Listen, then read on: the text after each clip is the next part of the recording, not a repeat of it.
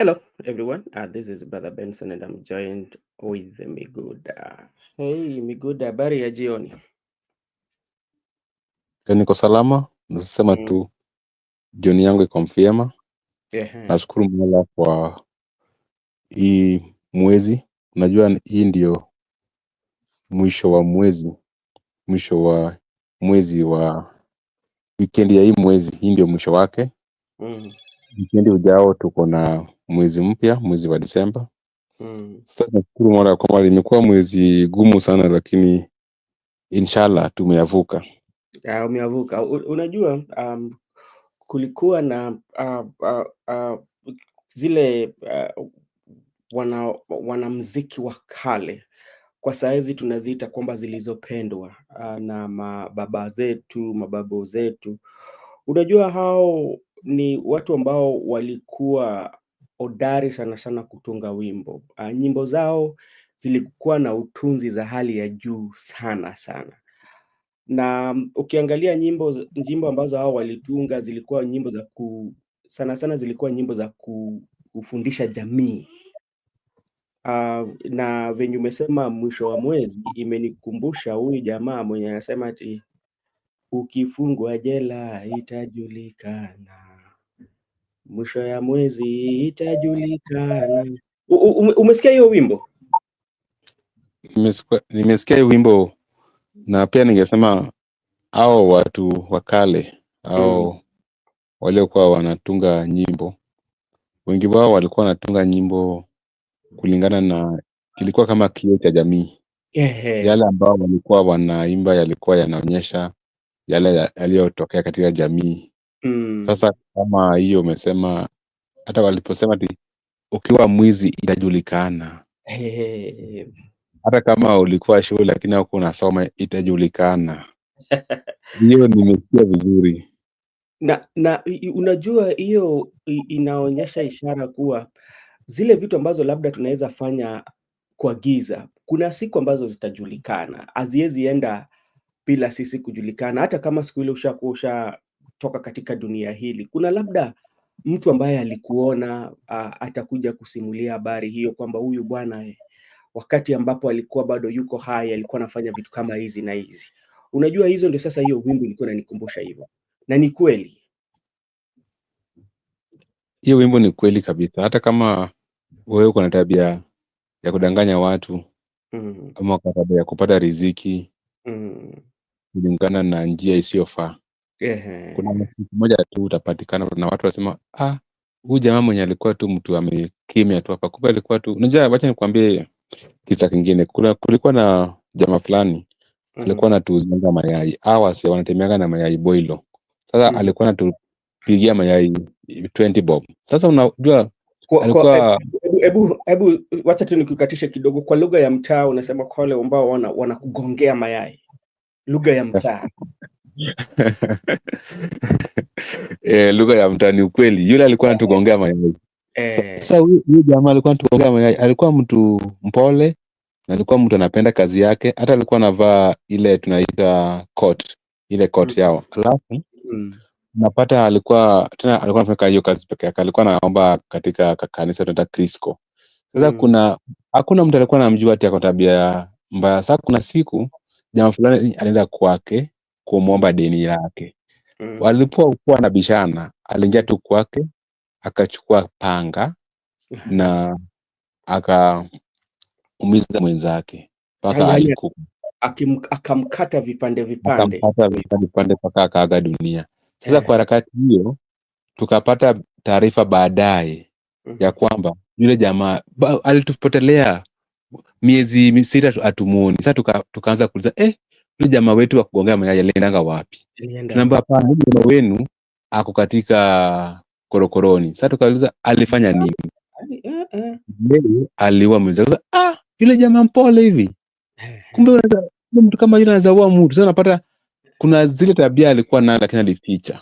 Sasa Mm. ilitokea wazi ya kwamba yeye ni muuaji. Mm. Unajua kuna vitu katika dunia ambayo sisi tunaishi hapa, huwa ni lazima utajulikana. Utajua siku ile jua itakuwa inatua na siku ile jua itakuwa inazama. Hiyo ipo. Ukiamka asubuhi labda ulikuwa umelala kupindukia, yaani umelala zaidi. Ukiamka asubuhi unapata kwamba jua ishang'aa, unakuja unasema, kwa kweli ni kumekucha. Unaona? So kuna baadhi ya vitu ambazo ukiangalia sana kwa wanamuziki wa zamani, ni watu ambao utunzi zao sana sana zilikuwa ni funzo kwa jamii, na pia watu walikuwa wanawaangalia kama watu ambao ni kioo cha jamii. Na pia katika utunzi wao pia walikuwa ni watu ambao walikuwa wamejua kupatiana wanawake sifa. Yeah, walikuwa wanajua kupatiana wanawake sifa, hiyo ilikuwepo. Pia kuna mwingine pia alisifia sana Pemba. Ukisikia wimbo inaitwa Marashi ya Karafuu. Hizo wimbo za zamani hilo. Joseph, habari gani kakangu? Habari namna gani? Marashi ya karafuu. Sasa hiyo ukisikia nikupeleke nchini kwetu Pemba. Ushasikia hiyo wimbo Marafu ya Karafuu? Hapana, sijasikia hiyo wimbo. Joseph bana, wewe leo baada ya kumaliza kipindi enda pale YouTube utafute wimbo ya Zilizopendwa, utafute Marafu ya Karafuu. Basi utasikia huyu jamaa alikuwa anasifia Pemba. Ziwa ya Pemba. Nikutembeze nchi zote mpaka mwisho. Wanasema kwamba kumbe Joseph bana, utafanya nikuambie mengi bana. Lakini habari gani? Niko salama kabisa, sina buksa. Sina buksa wala marashi mimi, iko vyema mimi, sina mambo. Nadhani siku yako imekuwa vizuri sana. Nimelala saa 11, sasa nilijipata nikiamka saa 7 mchana. Okay, hiyo ni mzuri. Hatujaanza kipindi, tulikuwa tu tunazungumzia utunzi ya wasanii wa zamani, na tukachukua mfano wa msanii mmoja na wimbo lake, na hii ilitokana kwa ile Mguda alikuwa anasema kwamba mwezi imeisha. Tukasema kwamba kuna wimbo ambazo zilikuwa zinaimbwa. Huyu jamaa alikuwa anaimba ukifungwa jela itajulikana, mwisho wa mwezi pia itajulikana. Ndio sasa tulikuwa tunaongelea utunzi wao, tukiangalia pia na utunzi wa kizazi kipya ya leo. Tunasema utunzi kuvipi? Lakini hatukuwa tumeanza kipindi. Hao jamaa wa kale kidogo tu kabla Joseph aingie. Joseph, kwanza nimefurahi kuona umekuja mapema. Ni vizuri kuwa hapa mapema. Ile jana kungoe ya kuja baadaye kana nishachoka. Sasa leo ninafurahia kwamba umekuja mapema. Tutafanya mawazo vilivyo. Sasa nimependa kusema hao wasee walikuwa watu hatari sana kwa utunzi za nyimbo. Unapata sasa hivi kizazi kipya, wenzetu saizi wale ambao wanajiita Gen Z na millennial, tumerudi huko zile nyimbo za kale ndio tunasikiza. Kwa mfano, unapata kama mimi napenda zile muziki za Musa Juma, napenda zile muziki za Osito Kale, napenda zile muziki za Kabasela, na saizi pia nimeenda huko West Africa, huyo jamaa anajiita Burna Boy. Sasa ukiangalia zile za Burna Boy ukilinganisha na the Burna Boy, most of them ni zile za mapenzi, na pia wasee wetu wa kikale walikuwa wanapenda nyimbo za mapenzi. Unajua wakati unazungumza unaimba nyimbo za mapenzi, kuna vile unazungumza na mioyo ya watu. Sasa kusema tu kweli, hao watu, hata unajua brother Benson, wakati tulikuwa shuleni, wale walimu walitufundisha sisi walikuwa wale walimu wazee, haswa mimi, na wale walimu wazee walitufundisha ile masomo ilikuwa hatari sana, na kulingana na hawa kizazi kipya unapata ya kwamba hawajafanya research sana. Lakini wale ni wase wakiingia, kwa mfano kama hiyo mambo ya katiba, kutoka hiyo front page mpaka back page anakuambia tu ni kama unakunywa tu mandazi na soda. Sasa unapata wako na ile njia nzuri ya kuhakikisha kwamba wameelimisha mpaka kupata details information. So hao watu mpaka leo inawavulia kofia sana. Mimi wale ambao wamenisaidia maishani mwangu ni hao walimu. Aswa kuna mmoja anaitwa Onyango Onyoyo. Ni yule mtu hatari sana. Lakini naweza kuambia tu hao watu wa kitambo, naweza sema ni kwamba walikuwa wanafanya hawakuwa na vitu kama simu vitu kama. Sasa ilibidi utumie real life situation kufanya research, na vile vile pia utumie real life aspect na vitu zingine. Tunasema kwamba halisia la maisha, yaani tuseme kwamba unatumia vitu halisia ya maisha, unapata real life. Mimi nilikuwa rege, mimi nikaacha na hizo mambo za kushinda nikisikia muziki za siku hizi. Muziki za siku hizi nasikia ni kelele tu, sisikii kitu yoyote inaongea. Okay, lakini kuna pia wale ambao labda wasanii wa kizazi kipi ambao mimi nawaheshimu sana sana. Naona kama Samido anafanya vizuri pia. Kuna saizi msichana mwingine mwanadada kutoka pale Rift Valley. Huyu pia utunzi wake ni ya hali ya juu, na pia unapata akiingia pale stejini anaua. Unajua, ukitaka kujua watu ambao ni wamebobea ama watu ambao labda Mungu amewabariki kiusanii, ni wale ambao wakiingia katika jukwaa wakiimba wanaenda na hisia za watu, unajipata unalia. Na mojawapo ya hao wanamuziki wa saizi ni Fally Ipupa. Ni mtu ambaye akiingia akaanza kuimba wimbo yake fulani, unaona anateka hisia za watu. Na pia naona na Samido, kuna pia Prince Indah pia naona akona hiyo, unaona kwamba kiimba unapata kwamba anateka hisia za watu. Na hiyo ndo sasa inakwambia wale ambao wamebarikiwa. Unajua muziki huwa ni hisia. Ingawaji unaweza kuwa unasikiliza yale utunzi ama yale naweza sema kwamba maneno ambayo yametumia katika shairi zake. Labda kama we ni mtu ambaye anatoka tuseme kwamba labda we ni kabila yake naweza sema.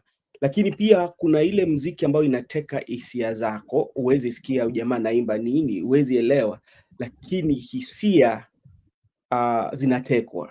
Na sasa hiyo ndio tunasema kwamba muziki mzuri.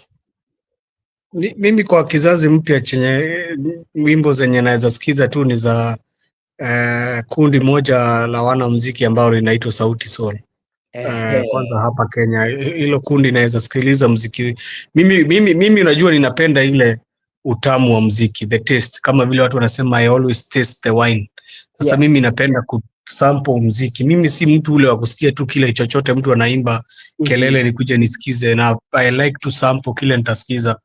Ndio unasikia nikikwambia nyimbo za Sauti Sol ziwaga kwangu zinakuwa kwa list ya zile playlist niko nayo.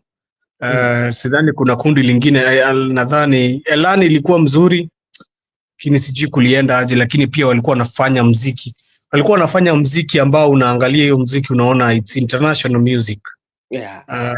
I think who else in Kenya can do international music? Kichazi mpya is I think of now hatuna. Unajua pale enzi la 2000 mpaka kutoka 1998 mpaka 2007 muziki ile ilifanywa Kenya ilikuwa muziki ambao unasikia sauti ya Kenya ilikuwa. Saizi hakuna sauti ya Kenya. Saizi hakuna brand yoyote unayosema sauti ya Kenya.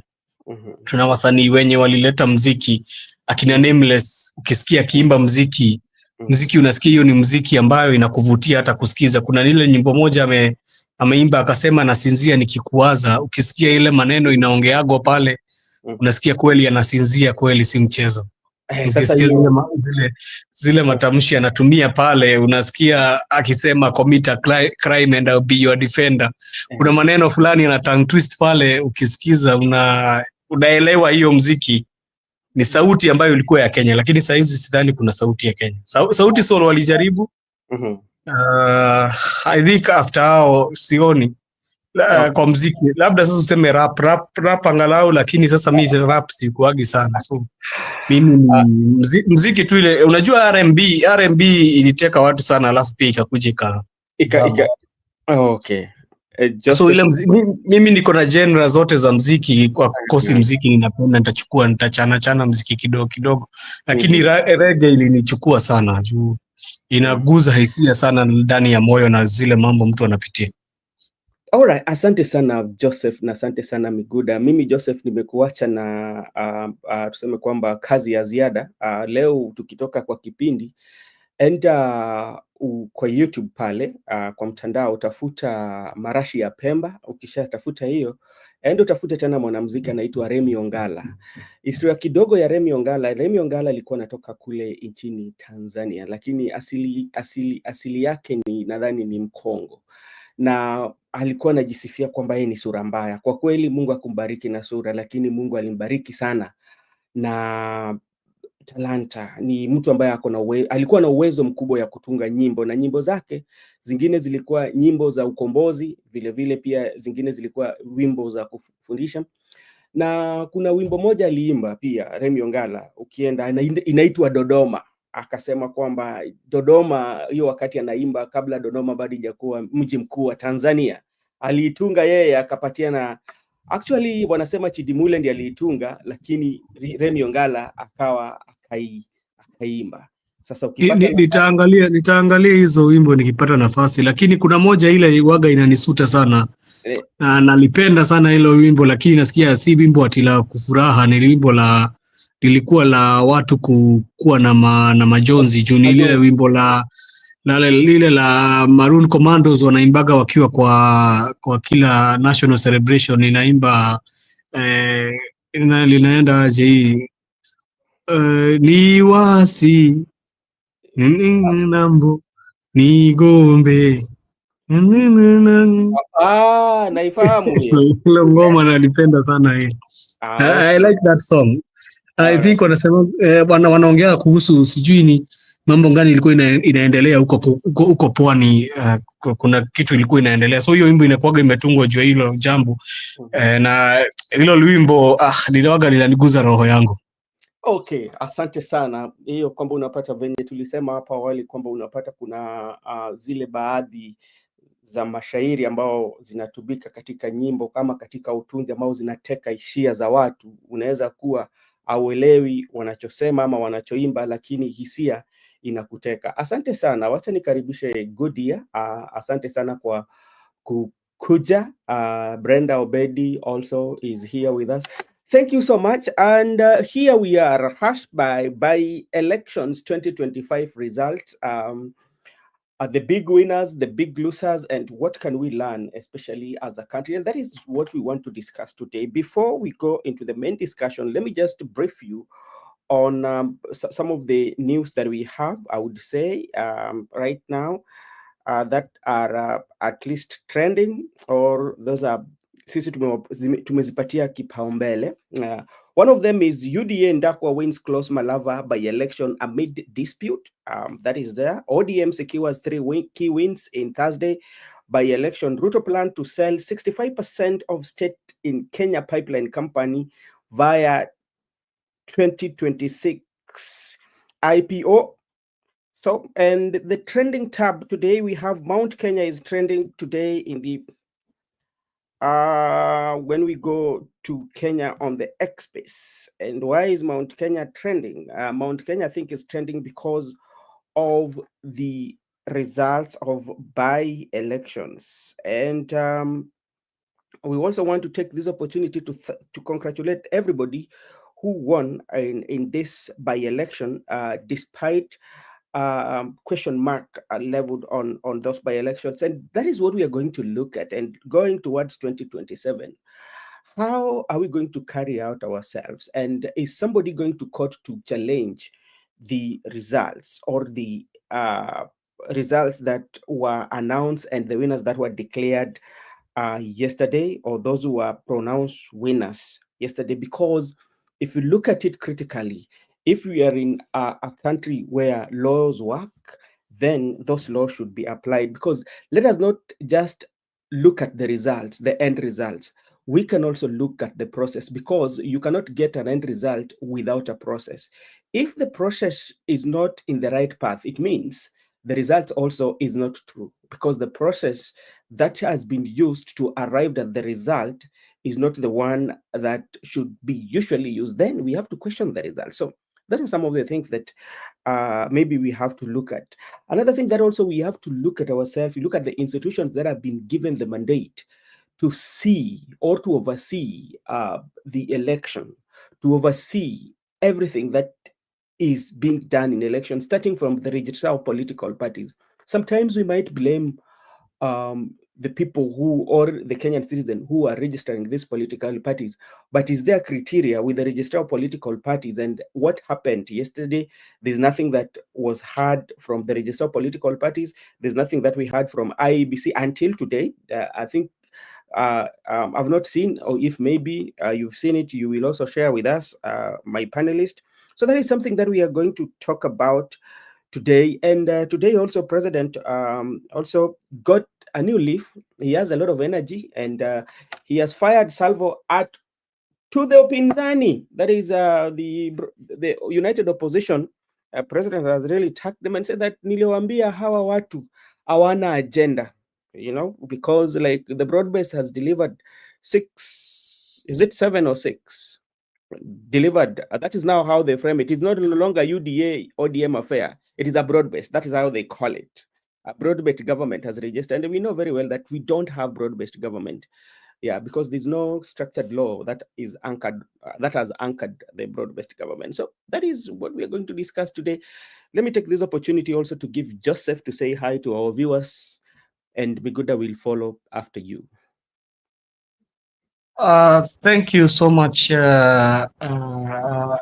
Benson, and to our viewers for being here as we are discussing these issues. So yesterday we had a lot of events in the day. So the by-elections that were happening in the whole country. And what I'll just say is in every race there must be winners and there must be losers. I thought I said that one yesterday when I came in the show. And the total issue is how has IEBC conducted these elections? That will be the thing that will be looked after even we finish all this political banter, because now there is so much political banter in everything. Now what will be next is to look at how IEBC the IEBC conducted these elections, and was it free and fair to all parties? That is the whole essence of the issue. The problem is, Brother Benson, you can come and say that the elections were mad with violence and everything, but in the places where it was won by you who are complaining, you are not complaining about those areas. So this is something that will be very hard, but I think IEBC needs to up their game now. So far, they need to up their game a notch higher, because you know why I'm saying like that, Brother Benson? They had only how many by-elections for MPs? They had only how many? 4? They had 4 or 6? 6 by-elections for MPs. Yes, but it took them 24 hours to deliver the election, Brother Benson. 24 hours. Around 24 hours, yes? Because it was 5 in the morning is when they declared the winners of the certain seats. I think even others went to 7 o'clock in the morning. So what does that one actually mean to the main national election, general election? Will they take now another 3 days to count these votes? Because in the national election, the general election, they will be having almost 290 constituencies. They will be also having around 1,000 MCAs who will be needed to be counted. And with it, do you know how it means 1,000 MCAs? It means 1,000 elected MCAs. So how many people will be aspiring for those seats of the 1,000 MCAs? It means almost we'll be having like 10,000, because if you can count like every MCA, you find they have 10 aspirants. You'll be having 10,000. Then if you go to the MPs, you'll be having 290. Then you can put even a calculation of 5. So you multiply 290 by 5. Let's say even it is 300 times 5. So that one means it is 1,500 MCAs, MPs. And we have not gone to senatorial. Senatorial, we have 47. We have women rep. We have, who else? We have the presidentship. these things we need to be counted on. So if we are taking quite a while in derival in the elections of one just of these certain polling stations, which are even in Mbeere, we can see it was only 134 polling stations. What about when we have many? Now we be having all of them together. I think they should up their games, and they up their game. I saw even there was problems with the KIMS kit, that even when you put your hand, the KIMS kit will not register.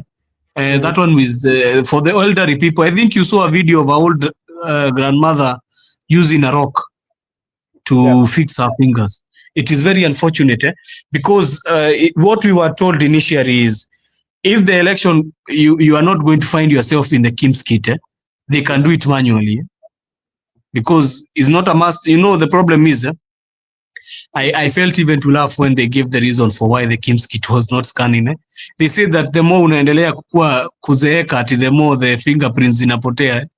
And then you cannot be able to scan your fingers or anything. So I did not understand. But if the KIMS kit were not supposed to function, they are supposed to be having a manual backup, because what will they do when it is a general election and there is too much people? Those ones you could find only there is a polling station, if I saw, they voted only 4 people. Another polling station, they voted only 6 people in Mbeere. So the real question is, what about when there is too much people in the polling station? What will they do? So it's a wake-up call for IBC to figure out what they'll do. I've not seen them even remove any statement about what the violence that occurred, because violence was mad in that by-elections. I did not see them even giving a statement or a press statement and saying that they condemn, or they'll check into it and investigate, and the people held responsible will be taken full. They'll be undergoing the full course of the law. But now I'll come into the politics part of it. That one was the technicality part of it. Now I come to the politics part of it. I told you here yesterday that lazima kuna mtu angetairiwa jana, and lazima angetairiwa kwa hii siasa ya either upinzani ama hii ya broad base. Saizi usiseme hakuna broad base, brother Benson. Broad base siko. Serikali imetengenezwa ya broad based. So the issue is politics is just a game of perception, and that is what it is. Because if you look at Mbeere, because we take an instance on Mbeere, is where it has been highly contested, even in national. I see even the whole medias were targeting Mbeere. Mbeere, if you look at the actual elections, you came here, brother Benson, you asked me a question. What if Ruto comes close to the election, even if the united opposition wins? What does it mean for that? And I think now the same question we need to ask ourselves. What does the half votes mean in Mbeere, in Mbeere now? What does it mean? Because they got half of the votes. What does that now come up to? Because I came here to explain. If you go to certain quarters, you can really tell that Mount Kenya is not Mount Kenya. The West is very angry, and the East is like they are colliding now. You can even tell, because even the way the talking is, you can hear even how they are throwing words at each other. And I think it's not going to be healthy for the long run, because I think West, the way they wanted East to do, East did what they wanted to do. And then the West, there was perception they wanted them to do, and it was not agreeing well with the people who voted. So this political equation will truly be shown in 2027, because now we cannot talk about it. I think it is now very hard to compare, but I think Ruto has really gotten what he wanted. He wanted to have numbers, and now he has seen he can get the numbers from East. He can get numbers. So that is what I can say as of now. For the Magarini, there was no incident. The MP won. For Narok, there was skirmishes, but the DCP won. For Kariobangi, people even are telling Sifuna he did not even campaign. They are saying that he just sold the seat.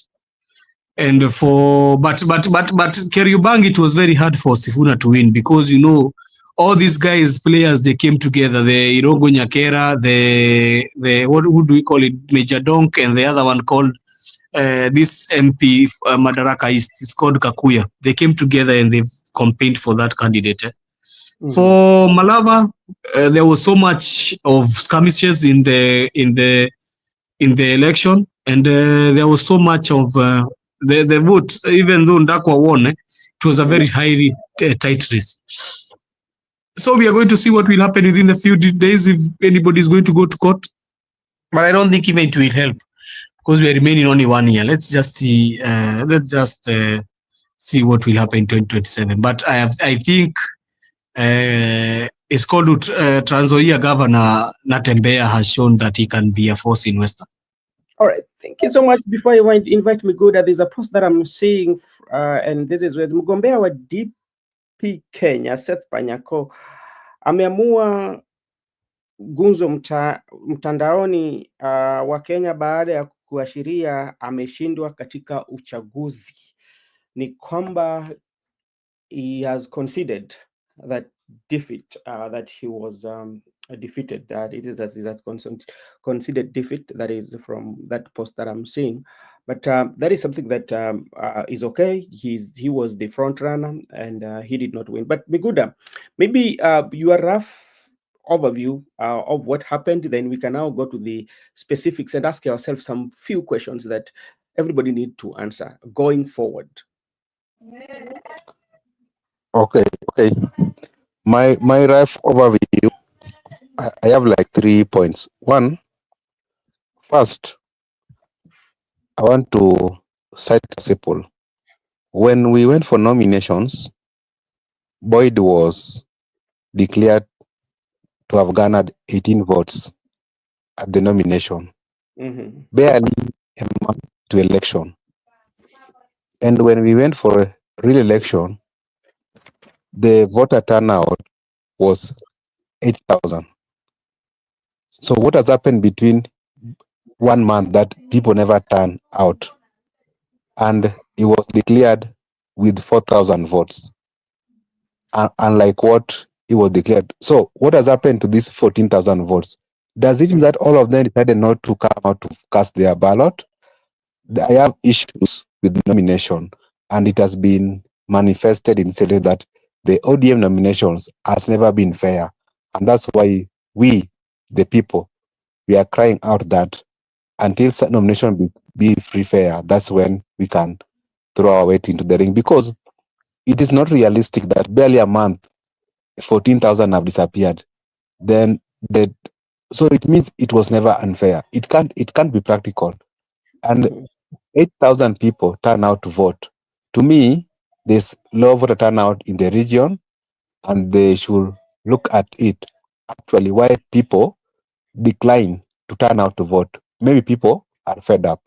Number two, right now, the people who are elected, I just want to view them as, because we are the new people into office, maybe they have the same jersey, like Boyd has put the jersey for Orange, or Mudenga has put the jersey for UDA, and the Kariobangi MCA has put the jersey for DCP. But even with the similar jersey, but remember, these are new people. So maybe they might have a new image going forward and a new agenda. So to me, I just want to say that the people who have been elected, let us look at them as a new people, irrespective of the jersey they are wearing. But they are not the same people who are there in that seat. So they must ensure that they deliver to the people. Lastly, I also want to touch the issue of IBC. I believe that when the KIMS kit failed, because now you can never be verified through your fingerprints or whatever, but we do fingerprints. Of course, there was manual register. I believe, though I never participated in those by-elections, but there must be a manual register whereby you can be verified manually. That's why you are supposed to go to the polling station with your ID card. And if there could be no manual verification, there's no need of going with the ID, because we can verify you digitally Then after we are verified digitally, you can as well not come with your ID. But the purpose for coming with ID, if you fail to be verified digitally, you can be verified manually through the register. And then there's a problem, and we have to agree there's a problem. The IBC is unfair, and the IBC, to me, it should be disbanded. And not only disbanded, after disbursement of the IBC, we need to restructure a new electoral body. And if we go to election with this IBC, then we cannot say William Ruto will go or William Ruto is going to be one term. This IBC is unfair, is not impartial. So my appeal to the united opposition or the people, if they want to win against the current president, they must right now advocate for the disbursement of the IBC, at the same time restructuring the new IBC. But that's my advice and my appeal to them. But if they deem it fit to go with this IBC, I can assure you this IBC unfair. It is never fair to the parties who are participating in the electoral exercise in this country. All right, thank you so much, Mr. Miguda, for that observation. And there are quite few observations that I would make even before I talk about IBC. This by-election has really exposed this infrastructures, especially in our schools. If you go to the internet, you'd see some of the polling stations, especially in Mbeere North. And it made me wondering that with such a lot of money that have been put in place, with the campaigns that have been put in place to an extent whereby the governor is giving lollipop, but if you go in that county, you find there are still schools that are infrastructure that are not. Then it's so simple that you see kids can learn under those structures. So that is something that this by-election has really exposed, but not only in Mbeere, but everywhere. But you look at how we have what we want to do on how we want to build the schools and all that. But after this long period of time, or even after these years, we still have such kind of structures in the area. So, but I don't think it's only in the Mbeere North. It is everywhere, all over the country in this constituency. There are some schools that sometimes, if you see, it makes you go numb, and you expect these students to perform well with other students who are in a well constructed infrastructure. So that is something that I really observed. Another thing that I really observed is about the process. If the process is wrong, you cannot expect me to agree that the results, the end, is going to be right. Miguda, you've talked about the Kasipul Kabondo, the votes that were garnered during the nomination, and the votes that now, looking at the results, you find that the number of people, the absentees, we call it the absentees voters, almost over 10, or not even 10. Now you can say that, okay, you want to divide it amongst the people who are running.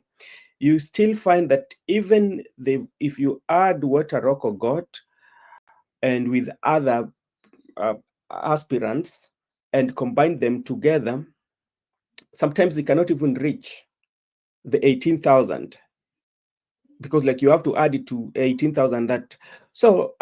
It tells you where our problem is. Our problem will start from the process of our political parties to the results, because we tend to look for good results, yet the process that we are using are wrong. So which means everything is going to be wrong, and everything is not going to be right. So those are just some of observation. But now let us go to the main issue. And this one we want to bring the issue of voters. Let us look at the right of a voter, especially in an environment where it's not secure or is not peaceful. And we have the referee that has been given the mandate to oversee what is happening. I know both of you, you, Migoda, and Joseph, you are keen followers and diehards of particular teams in the Premier League, and even Goodyear too. But there are rules that governs the rules that governs that govern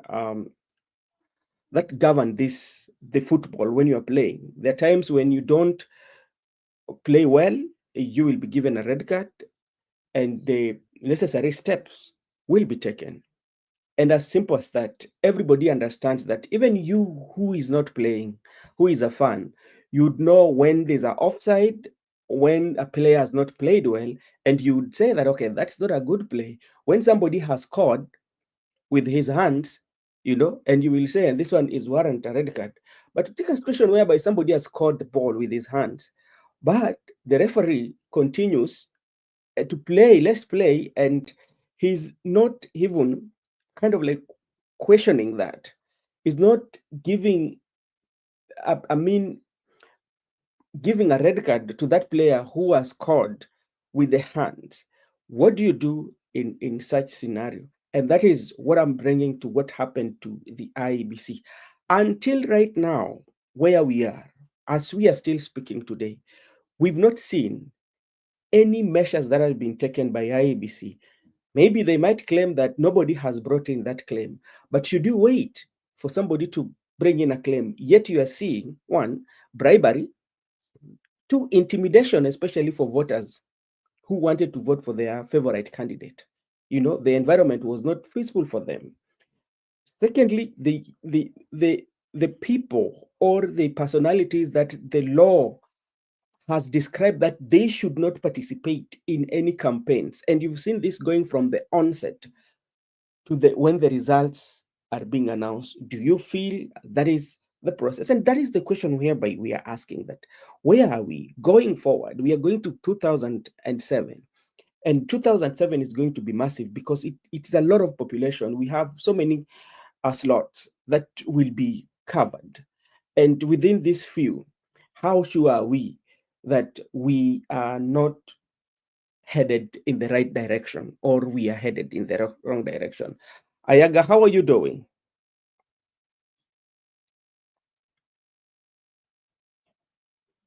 I am fine. Okay, check. I am fine. Can you hear me? We are fine. Can you please fine tune your mic because it has some, so we will really appreciate it. So to start with you, James. Okay, kiasi tu niko kwa kelele. So kidogo tu then like 5 minutes maybe. All right, thank you so much. Jason, we want to look at, forget about who won. That is not now. The issue is, if you win, but you win with the wrong process, then you are still wrong. Now let us look at the process and look at where are we headed to, especially as a country, in an environment whereby the intimidation is order of the day, voter bribery is the order of the day, gunization, whereby the gunism is order of the day. Where are we headed? And okay, maybe to start from there. Thank you. I'll start on a lighter note. Woody has called you a political virgin, a football virgin. I mean, you're still new to football analysis.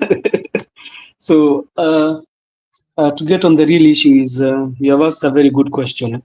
Now, whether who won or who lost is not the question of the day today. The question of the day today is, how did the process really happen? That is the question everybody is supposed to ask themselves. And the real question is, was voter intimidation and voter bribery witnessed in those by-elections? And if we be true to our words, it is true, voter intimidation happened, voter bribery happened, and this one, according to the Constitution, I remember, I don't know which article, is it Article 89 or something? It talks about how a voter is supposed to be protected when he's going to vote. And it says that the voter should be protected against voter bribery and voter intimidation, so that they can be able to cast their votes without any worry or fear that any the repercussions, or mainly the tribulation can come to them in case of the vote or the way they are going to decide. And this one is not even a question for politicians. It is a question for for the the body called IEBC. What flaws did it see yesterday? Because I've not seen them even after the by-election release a statement and say how was the process so far and how did it happen? Did it happen fairly? Did it happen without intimidation? Did we see candidates more so being harassed and some of them even their properties being damaged? We need to hear that one statement coming from the IEBC, because if they are not going to release that statement, it means many people are not going to trust the processes that IEBC are taking, because in every competition somebody will win and somebody will lose, but it matters with how have you lost and how have you been able to win the elections. And if you hear most of the people talking about voter intimidation and voter bribery, you really wonder, are we doing our elections fairly, or are we doing our elections to the Constitution of Kenya, or are we taking our own, are the bodies mandated to do this election taking their own course? And well, we have the answers, but we are waiting for the referee, as you were talking about, to be able to come and tell us, because they are just some months in office. We need to know what is the agenda, because they are very new to the office and they need to tell us how they saw the process and how they are going to take further steps to be able to counter these things of intimidation in polling stations. I saw even a polling station where people were, as agents were lying on behind the desk. Did you see that video? Agents were, I think some people wanted to enter the polling station and agents felt very threatened. They were lying even down the desks, and you could see even one agent saying that the ballot boxes zimefungwa, ziko sawa, hazija nini. So how are we going to be conducting our elections if these certain things are going to be happening, and even the people who are supposed to be mandated to count the votes and to be able to assist you when you are voting, they are feeling unsafe? So these are the real questions that we need to be answered by the IBC. All right, thank you so much, Mr. Joseph, and Ayaga also welcome. And Miguda, I want to push this question to you. If IBC, even before the election, this is what they said: the Independent Electoral and Boundary Commission, IBC, has warned that photocopying ballot paper inside a polling station is illegal. And at some extent, they also said that anybody who is going to take a photo of a person they voted for will be punishable by law. If they can say that anybody who take the photo of that ballot box and ballot paper and take a photo of it and maybe show it on the internet is punishable by law, does it mean that was a clear indication to them they can see this, but when it comes to voter bribery, they don't see anything wrong with that? When it comes to a situation whereby the civil servants who are employed, that the law does not require them to participate in election processes, they did not see that. Yeah. Even when the violence, especially, is meted on the Kenya people and the intimidation and the bribery, still, that is not punishable by law. Mr. Miguda, what do you think about that? First, I want to say that is mere threats, intimidations. IBC cannot threat people because you cannot amend a law by yourself that you are sitting somewhere, you are amending that if you take a shot during election day, you are going to be punished by law. How? Which law? Why do you punish me? But people took. We saw those people took, and even tried to say we are going to take at polling station. We are going to take those photos. No, 2022 we took those photos. No one is going to stop anybody to carry out his democratic exercise. That is their problem. They will do it because you can't just wake up in the morning. You know, you can't walk even if you're a president. Then you start like I'm Mr. Ruto. From tomorrow, you don't need to move from Wajir to Turkana as who. No, there must be due process. How do you do this? So IBC was too late. What I want to say is that in this election, in this electoral process, according to me, there is a problem because the role of an IBC is supposed to act fairly and be impartial to the parties. They should be non-partisan. The parties have a simple role to campaign and present themselves for those elections. But now, who to determine whether the other party was fair or not is the IBC. But the problem we have witnessed these elections is like IBC has abandoned their duty to a favorable opponent. For instance, it's like the ODM were the IBC at Kasipul Kabondo. It's like the UDA were the IBC at Mbeere North. I've not said that those elections have not been won fairly. When you, in terms of casting a ballot, they have won. That one I can agree that in terms of casting a ballot, they have won. But in terms of the process, in terms of the how things were conducted, it's like IBC abandoned that duty to the other party that decide for us people. And let me conclude by saying there's a problem in the process, not only in the IBC, but even in the nomination. Like I've started, for example, of Kasipul Kabondo. Boy Mbeere was declared 18,000 votes during nomination. But yesterday, he garnered 4,200 votes during the elections. Not even a quarter of what he got in nomination. So the total vote people who came out were 8,500. Not even a half of what one candidate got during primaries. Because even if he could have gotten even half of the 18,000 votes, maybe 9,000, or half of 9,000, that is 4,500, he could even get a quarter. But he was not even able to achieve that quarter. That one I can clearly testify that the nominations were unfair. And these elections have reflected that actually people never turn out to vote in that constituency. And look at the margin. So it was a difference of 2,000, I think, or 1,900. That's quite impressive. But all in all, the people, are complaining about the IBC. We should also complain about the political parties' processes of nomination. We don't need to come. That's what usually happened to us because the ODM people before, you understand what called the CORD, the NASA, the Azimio. They usually complain at the High Court or the Supreme Court about the election results.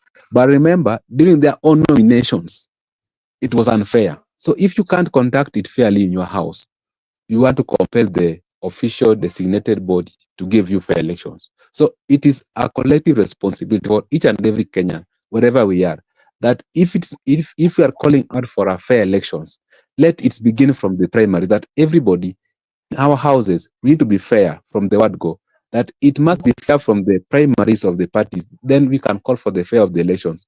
But this issue of electoral official allowing a certain party to carry out their duty, that's why we're getting it wrong, because they are like leaving it for, okay, you people do it, but we are the official, we're supposed to do it. So to me, even if the elections are out right now, we don't discuss the who won, who lost. But the significant issue I'm trying to argue is that the IBC, or the electoral body, I still see that it should be disbanded. And not only disbanded, but restructured again so that we can have a new reforms. Because already we have the precedents in this country whereby we have had elections, we have known where we have gone wrong, we know where there is a problem. So we should reform those areas with the new electoral body.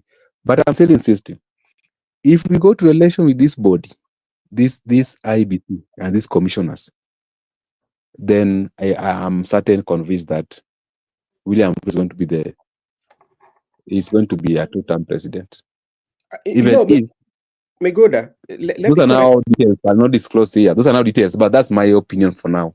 Let us. Okay, thank you for that. But now let us be very objective here and look at it this way. Look at it that the election or the process that we are going to carry, even if President William Ruto is going to be a two-term president, in a process that is due as structured by law, then there's no problem with that. His 2-term Yeah. can be guaranteed under due process of the law, especially when it comes to political process. There's not a problem with that. Its 1-term also could be as good if it is through due process. So that when we're talking about due process, we are talking a due process that brings equality across the board. The law that treats the opposition is the same law that treats the president, and the law that will treat any presidential candidate and anybody who is vying for any political office. It should be free and fair, so that if he gets 2-term, he gets 2-term in free and fair. If he gets 1-term, he get 1-term in free and fair process of electoral. That is what we're talking about. Okay, bro. I'm very much objective. I'm very Yes. much objective in my sentiments. That's why I instituted my statement by saying that first, there's a problem. All of us Yes. have agreed that we have a problem in the IBC. We have a problem in our election. That one we have agreed. Secondly, I've also proposed for a restructuring. I've not only proposed for a restructuring, I've also proposed for a restructuring of the precedents we have had in this country. That there are some areas we have gone wrong. Why can't we reform those areas? That one is very much objective. Then finally, I've said, if we go this way with the election, therefore, if Ruto is declared, it's going to be declared on a wrong process. That's what I'm trying to say. Not All that right. if two-term is not guaranteed. But if it is declared in this current situation, then even if he wins fairly, Mhm. people are going to say which process has declared him, which commission has declared him. So until we put the house in order, so that anybody who is going to be declared must be declared with an institution that people have the utmost good faith. All right. All right. Thank you so much, Mr. Biguda. And Ayaga, thank you for coming back. And just what do you make about the outcome of yesterday's election? And when you're connecting it to the institutions that we have, that one includes the IEBC, not forgetting the media apparatus, the political party registrar. Mm, I thank you very much. I think you can now at least get me clearly, Kidogo. Yes, sir. Okay, thank you very much. Thank you very much. So I want number one to congratulate the winners of the election. And contrary to everybody else, I want to say we may have heading to 2027 a very good electoral body going forward, manned by people who are at least capable. You know, the role of IBC is not to argue and engage politicians left, right, and center. Their work is to conduct an election and give the results and then disappear. Politicians can be left now the rest of time to react and do other things. And I think that is the commission where Professor Omondi Aduol, the Ayaga, prolific professor, Ayaga, yeah, Ayaga, please, wait a little bit. You say the work of the IEBC is to engage in the electoral process. Then, if that is the case, why did they have to fine the Ongondo Were and Boyd Were 1,000,000 shillings each? is to conduct electoral process minus engaging trivialities from politicians. So, my question to you is, if that's the case, is their work is to conduct, then why did they have to fine the Ongondo Were and Boyd Were and Philip Aroko 1,000,000 each? Because these people they participated in they go against the electoral offense, so What about IBC brought what them about to the line. what about the intimidation? What about the goonism that did not give the people of those particular peaceful environment to vote for whoever they want to vote for. My friend Benson, you know, there are things that we will pretend, but the reality speaks differently. Yes, sir. Yeah, we may pretend we are in Zion. We are not in Zion. We are in Kenya, East Africa, south of Sahara, north of River Limpopo. We are in Kenya. We know our the way our elections are done, because some of these things are stage managed by politicians. I have seen a guy whose picture and video went around naked, confessing about something, and he's alive. So I think that is now an investigation that IBC can take place. I remember Mike Sonko by then saying the government side bought vehicles, brand their goons in ODM tickets to go and ban those vehicles in at Ngong Road. So they blame ODM of banning vehicles.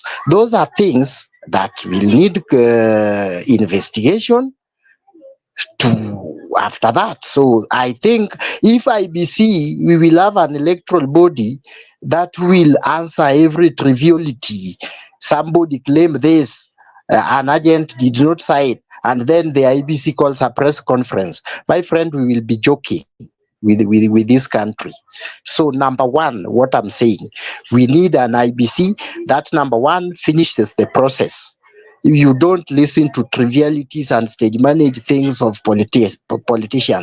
Politicians will do everything, include even risking their lives. Some even were abduct themselves. We have seen around in this country where politicians organize. If IBC goes into those trivialities, we may lose electoral process chasing triviality. And that one, I don't have any apology for that. Number two, I want to say the election of yesterday, both parties had the intelligence report, how it will be done, how it will going to be, how things will going to be. So it was their agents to come out and tell us this was a malpractice.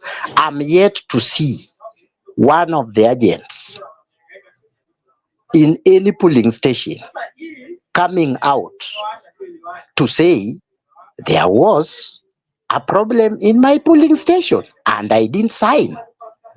Those are now the things IBC will investigate, and whoever have any form from the polling station that was not signed by an agent of any political formation or party, they can now represent that evidence to the public.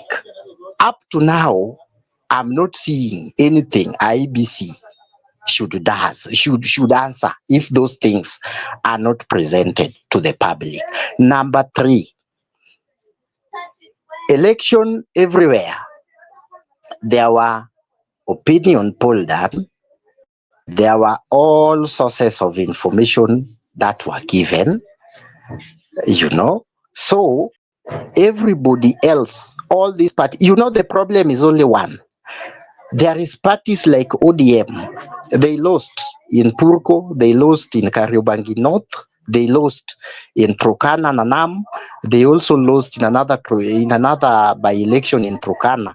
ODM also lost in Kisa. The problem is ODM is a party that faces the election, so they know how election is.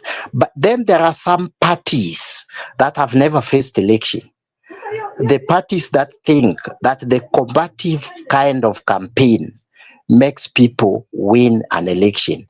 A party that is headed with somebody who has only faced election once as a MP and maybe twice in a group coalition when he was a deputy president. So, like election in Mbeere, and I'm very sorry for my brother James to leave. I told them even by saa sita za usiku, in a certain media channel, and they brought me down. They told me, Sijui, they are following. I told them, changing the channels, changing the channels from one to another is a sign of failing. It's a sign of your candidate is losing. I told them 2 months ago, even here, that if something is not done in Mbeere, I got reports from there. The UDA candidate will win. I also went back and check, if you give me some place to look at. From 202, elections in Mbeere, the larger Mbeere, even before it was divided into 3 or 2 constituencies, the difference has always been less than 1,000. Somebody can check it. Yeah, they can check it. They winning. Even in 2022, Ruku won with about 900, not less than 1,000. So they can prove to us their landslide theory, where they got it from, because these constituencies, even if it is Mbeere North, there are some clanism. And Ruku, no, the guy who is Wamudende is coming from the side where the population is a little bit higher. Those are the little things. Akunanga mtu anaacha mtu wa kwao. Uchaguzi ni power. And in Kenya, tribal clanism, sijui communism and everything else are very important. Now let me leak for them the information that leads to their failure. Yeah. So these are the things that they didn't check. They were going with and number 2, DCP had a candidate. That guy who was dancing, touching his private parts. I saw his video when he was told to sit back. What happened? Where was him? Did he vote for any? Did he campaign for the DAP, for the DAP candidate? I didn't see him anywhere. So there are a lot of things, and those are the things that maybe cost Panyako and the rest. And even in Malava, if you check Malava, even in 2013, when Malulu Waijendi was coming in, he came with his own party. He beat ODM candidate Seth Panyako with less than 1,000 votes. In 2017, he repeated the same, because wale makabarasi pia kuna clanism that is going there. And remember, the constant has been Seth Panyako. So those results were not going to come out differently. They are going to come out the same. Now you tell some people who claim to be in America and in United States, na wanasikiza stori za jaba, na watu wamewanunulia jaba ya mbao ama ya thao, are giving them with wrong information. As last as around 1 yesterday, when the results are out open and people are celebrating, some of individuals are saying ati kumedhoka Mbeere. Sasa sijui hiyo Mbeere yao iko dunia ya Zimbabwe ama wapi. Let me tell you, in Kasipul, I will tell you the history I was going to watch in Kasipul, and I watch that history. I will come back with that, but I was not. I told you, number 1, in Kasipul, it was a total broad-based candidate. If that guy of Kijana ya Ongondowere was broad-based candidate, not even ODM. That's why most of ODM never went there to campaign. If this guy called Aroko was deeply inside the broad-based, he joined Ruto even before Raila died, even before Kinawanga. Ayuko. So he was total broad-based candidate. And that is the fact. So I didn't care whoever wins. The history I was going to win, to witness is tofauti. I will come to tell you one day. So this election were there and it was good. By election, turnout always is low. It can't be 70%. It has never been more than 70%, even if so. And what I want to say finally, that elections end at polling station. I still had some people arguing and reading some things that do not exist. Voting process takes place at polling station. Counting is done at polling station. And that is the number are what is being taken to constituency headquarter to be tallied by arrow to declare who becomes whatever he is if the election reaches up to MP or the president.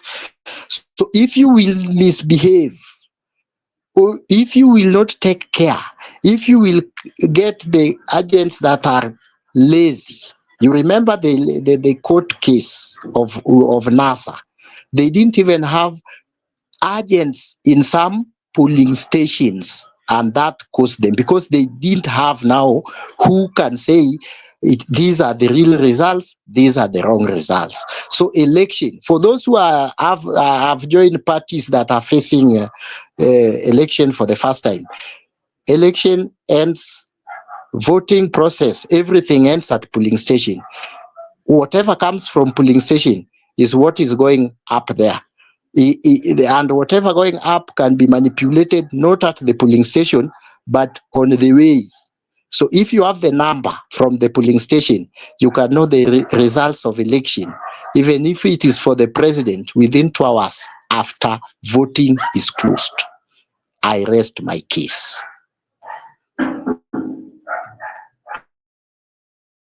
Ayaga, for your submission, but there are some areas that I feel that I might be having a point of departure with you, especially when you talk about the IEBC to conduct election. That is truth. That is their role, is to conduct election, and should not even bother to look at what politicians are doing. But at the same time, we also have to be aware and cognizant of the fact that voter bribery is something that is classified as malpractice in the voting.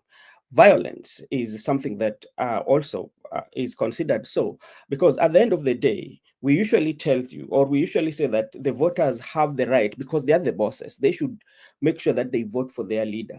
If to say that their work is to conduct, and conducting include to monitor what is done not according to the law. And that's why I gave analogy of a football match. I've seen several times, even a coach who is not in the pitch, if he misbehaves by the pitch side, is given a red card. So which means there are even laws that govern the coach himself or the manager of the team outside the pitch. There are some quarters, that the places that he should not step. You cannot tell me that IBC cannot see that there's a civil servant who is campaigning. We are not looking at who won, but we're looking at the process. Yeah. There's something that you spoke about agent. If they do not have agent, the members, political party do not have agent at the polling station, that one does, the IBC does not come in, because they were told in prior. But you cannot convince me, Ayaga, if you are looking ourselves to prosper in a country whereby we want a free and fair election, then all that what is happening can happen, and we say that is not the work of IEBC. If that one is so, then why then should we conduct election? Then we should give the people who have monopoly over intimidation and goonism to take over. If that is the case, that's where I have the point of departure with you, because we cannot say that we are democracy world and we apply laws partially. If it didn't fit me, then it's okay. But if it doesn't fit me, then it's wrong. That I'm talking on a point over Kenyan. I'm talking about that woman in Malava who saw how the environment was not peaceful for her. So she did not exercise her voting right.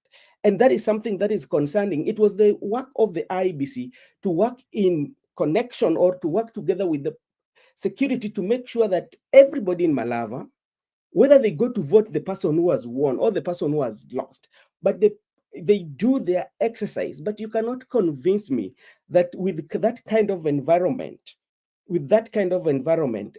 created by both parties to bring that tension, that now the IBC has nothing to do with it, Ayaga.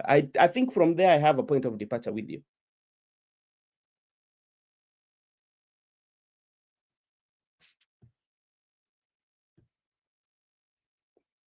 Hello, Mr. Yaga. Okay, Miguda.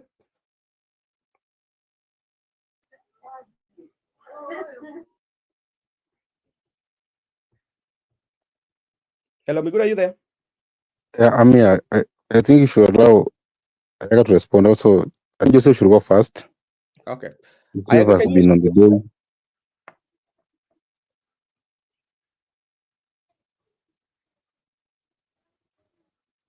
Hello, Joseph, are you there?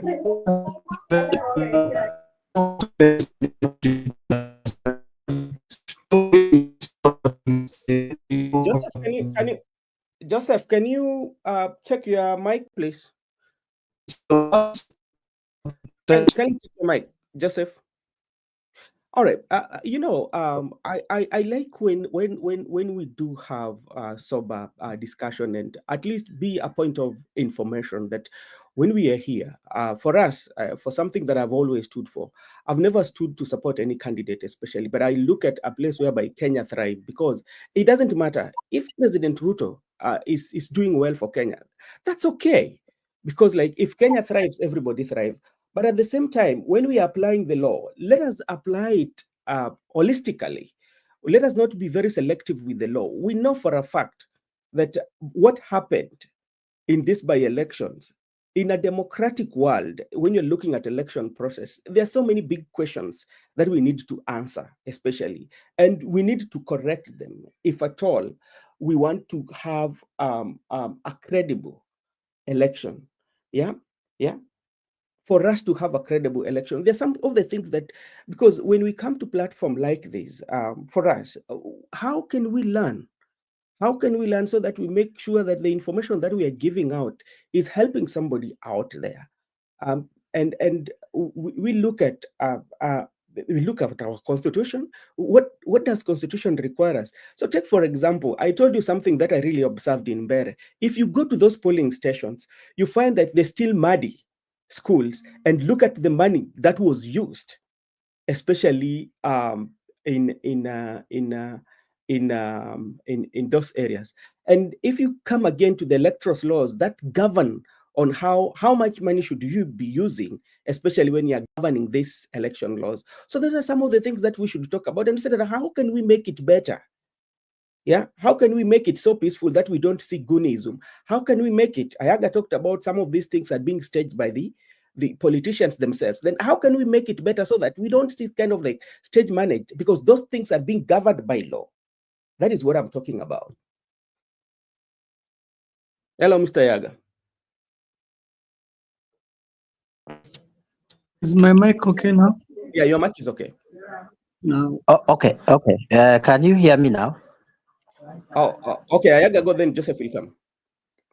Okay, let me be brief. I'm a little bit in a noisy place and I'm passing through somewhere. So what I'm saying is this, and it is very simple.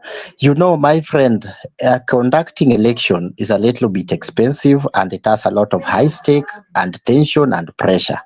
You cannot conduct election and at the same time you engage in the trivialities of politicians. I think what you are saying, the everything you see, there are goons.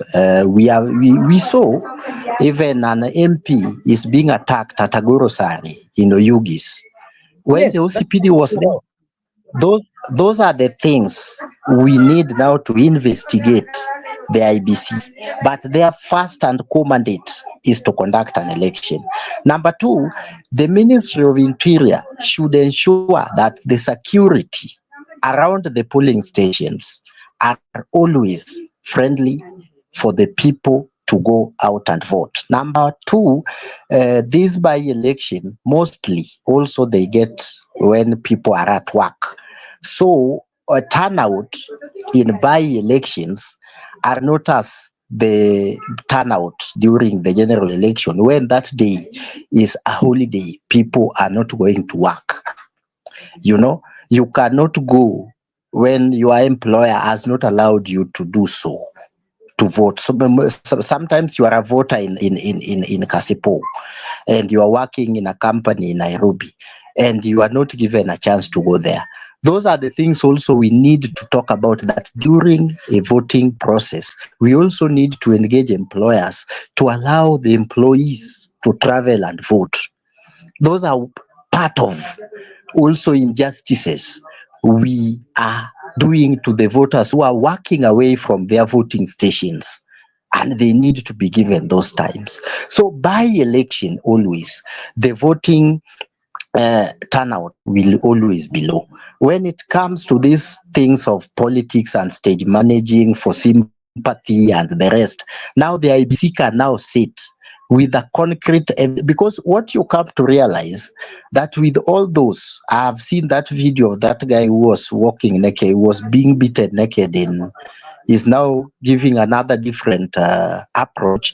Now, I think the IBC actually should actually investigate and know what's happened. And if you are truly a guy who lost unfairly and you think the drama during the voting process day is what cost me, carry your evidence, take them to court. That's why we have a court process immediately after election. So after 30 days, the election can be nullified. Why did we have a by-election in Magarini? Harry Kombe was accused of election malpractice by Kenga. And that is what led to that election. Nobody dies. So I wish, by the will of God, whoever have any concrete evidence that election were not fair, they should give us those evidence. We should not believe in rumors that was some was stage managed. That's what I can tell you. All right, thank you so much, Sayaga, for your input. But like for us as this channel, we've always tried, even with what we do bring, we try to not to rely on rumors, but we try to make sure that what we do is true to the fact. Because I can remember even yesterday when we are here, we were giving results up, uh, and it turns out that whatever we were saying turned out to be true during yesterday's show. And Joseph and Miguda and you, Ayaga, yesterday you did not get them, but you can bear me witness that everything that we did yesterday was true. So when we are talking about things to do with the Goonism, when we're talking about things to do with voter intimidation, when we're talking about things to do with insecurity, from both parties, we're talking as Kenyans. There is no way in which I cannot condemn what happened to Opondo Kaluma. Then that one I will not be right. And the same way that I condemn what happened to Opondo Kaluma is the same way that I condemn what happened to Seth Panyako and his followers. So that is where we want to be. Because at the end of the day, these are leaders who are going to lead us. If they don't lead us well, the leadership is not very selective. The leadership is universal. If you have a good leader, whether you voted for him or not, and is coming up with the good policies, you will be included and you'll benefit from those policies. So we always try as much as we can, especially, and if you've realized, especially this place, we've always tried that everything that we say, we have to verify and make sure that we come with a concrete evidence. And for that, let me give Joseph also to weigh in, especially on the IBC, because this is the body that is given the mandate constitutionally to carry out election and to make sure that every vote that is casted is heard. Secondly, is also to make sure that they work hand in hand with security apparatus to make sure the environment for voting is peaceful for everyone, whether you are against or for the candidates who are vying. So that is what we are asking today. And we're saying that if what happened is going to be a replica of 2027, we believe that especially the voices of the masses or the voice of the people who would want to vote either for the government in place or to the opposition who want to be in the government, then their voices will not be heard. So we pray and believe that the IBC, from what has happened, they have to pull up their socks and make sure they offer that environment that makes it peaceful for everyone to participate in the election. Yes, thank you. I think regarding what happened to yesterday. Everybody knows what happened yesterday. There is no need to talk about that. It was in the media. I don't need to go into details of what happened. It is already in everybody's domain that there was violence. So me going back to IEBC is that IEBC is a body that is mandated to give people hope. As apart from giving you election, they're supposed to give you hope of that everything that they are going to conduct is what the people or the voters in the ground have their democratic right to say. So me looking at the votes that happened yesterday and how it was conducted, I cannot see any difference with Tanzania. I see us laughing at Tanzania, but we are in the same league in terms of electioneering body, because if you look at the scenario that happened in Tanzania, they were still counting and still saying that people are still voting when you saw people taking over polling stations and trying even to scatter ballot papers and some burning them. I saw a scenario of where, I don't remember, was it Kabuchai or where was it, where voter ballots were scattered everywhere. I remember seeing them, and they had opened the ballot boxes and they had scattered all the votes. So why do we need to say that we are different from Tanzania? I don't see that any difference. We always come here bragging that we are always higher with election laws and all kind of stuff, but what it proved to us yesterday, there is no difference between us and this country. Even us laughing at them that they are getting it 98% is just a joke on ourselves. So this body that was formed, it's supposed to, its first name is called independent. It does not say, before we had a body called ECK, which was Electoral Commission, which did not have independence in it. So the reason why we formed IEBC, why was the reason we formed IEBC? Because of the 2007 general election, which was marred with violence and many people died in the post of it. So after that, when we formed, when we continued with agitating for the new constitution, we also thought it wise to also get a new body of electoral commission, which was supposed to be independent from any involvement in these three arms of the government. And so far, the IEBC has not been independent, Brother Benson, since when it was formed.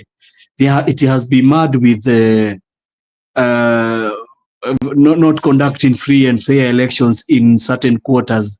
And we could see them, even the former or the late Raila Odinga could agitate for these reforms every time and then. And it's not only one reform that Raila brought to the fold. So many reforms were brought. Even this ones, we see that if you cannot be able to vote with the KIMS kit, you're supposed to go to manual. That one was a reform that the late Raila Odinga brought. And I think IEBC, what we should take it as is like the independent, what do we call it? The police service, how it was changed from what it was to a service. It's supposed to, every time it's supposed to grow and change as times goes by. They are supposed to change on the things that are not functioning. If they see there is something which is not functioning, that's why we have 6 commissioners who make up a 7 when they are added with the chairman. Why are they made 6? Why are they made 6? If we did not need the 6, we could have just put 1 chairman and say it is enough. They are put there so that they can be able to help the chair in these reforms that are being created. ABC has an office in every, I think, constituency. I think they have a center in every polling station, every constituency, I think. So they are supposed to be able to facilitate the elections prior. These guys, they had almost 4 months to be able to prepare for these by-elections. They had almost 4 months, because if I count when they were sworn in, maybe I don't remember when they were sworn in, but I think it's a time between there and May is when they were sworn in. And when they started this work, I think May, June, I think it was when they were sworn in. And they were supposed to, at first when they entered like that, before they figured out anything, they were supposed to figure out how they are going to come up and be able to conduct the by-elections. For them, you know why people come so much hard on IEBC. it is because that is the only body that can be able to voice the voice of the people on the ground. Because even if you go to the court of law, the court of law will still tell you to go with evidence, and all kind of manner of stuff, and they need you to get the items, or every items from the IABC archives. If it is the form 34 is, you need to get them from the archives, or the form 34B from the archives of IEBC. So I think if it is becoming a referee, as what you are saying, Brother Benson, if a referee can give a candidate a yellow card and tell him that you need to go to the benches and you're not going to be seen in the touchline, this one is how IEBC should conduct themselves. That if they see anything or any scenario of any, even if not these people who are coming to campaign, even the candidate himself, or herself, if she has been involved or he has been involved in any irregularities or any instances, you already outlined how the irregularities are formed. You already said about voter bribery, about violence in the campaign, and also violence in the election period. You know, we are talking about violence like it started yesterday, Brother Benson. Violence of this campaign started in the campaign period. It has not started in the election day. It started before, way before. And you could see people, even others in Kasipul. You saw in Kasipul, people were injured. In Kasipul, so many people lost their lives. Almost, I think, how many people died when they were conducting these campaigns. So it's very unfortunate that the referee himself cannot call on these players and tell them that enough is enough. You need to clean out this mess and know how we are going to be conducting our campaigns. So what about retaliation? You know, somebody thinks that he has done like that and he has done everything he has done because of a by-election. But we are almost getting to 2 years of another general election. What about retaliation? Don't you see there will be a retaliation of what happened? Because at that time, the government will not be holding your hand for the by-elections. It will be you and how you are going to talk. They might come and campaign for you, but they not be there the whole time. So what about retaliation? That is one thing that people need to understand. Because these by-elections, everybody will be there with you and show, lazima tushinde. But when you are alone, and you are trying to restructure how you are going to take that seat, to recapture the seat again, that is where now it hits you. That now the rubber hits the road. So about violence, I'll not talk about them again, Brother Benson. They were seen, everybody saw. Nobody is, if nobody saw the violence that happened yesterday or during the campaign, maybe he has come from, he has dropped down from Jerusalem, and now he's in Kenya, Nairobi, or the parts where they are, the by-election. Now is the time he's seen the first time. But we all know what happened. Thank you so much, Joseph. And I want to invite Migoda. And as I invite Migoda, and I just want to measure in the violence. And I was looking at it this way. I look at my ward. When you look at the population that we are in our wards, especially, it's a community. And you will find that we are related in a way, especially in the ward. And I want to give a typical example in what happened in Kabuchai. To be sincere, and we take off IBC out of this and bring in humanity, because when you look at the population, how many ward have? I don't think like the ward can have up to around 100 people, maybe 100,000 at most. Maybe in the village, the ward can have up to maybe around 200 and something. And out of these 200 people in the ward, you are related in a way, or you know each other. But if it reaches a point whereby the people that you know, the people that you know, the people that you've gone to school with, the people that you've shared with, the people that you've shared with majority of the history of that particular village, you know them in and out, what happens in their family. And if it reaches during the election like this, you find that you hire some goons. You hire all political, maybe they hire their goons, not even to make sure that you win, but to beat up your village mate. How low is that? How low? Because it doesn't happen. It happens with these leaders, Migoda. Yeah, first of all, we have to agree that the issue of violence is wrong in any capacity. There should be no violence. Even if you try to make it look like a good violence, but it is never good. Violence should be condemned in any capacity, and to make it free, of course, we can't achieve the free holistically, but I think things like violence should not be in the stage. But when there were violence experienced by the electorates in different countries, there are some people who are actually innocent. They just walk into a polling station to cast their ballot. Then they met the violent people because they are perceived to be, some people are not even, they never even prepared.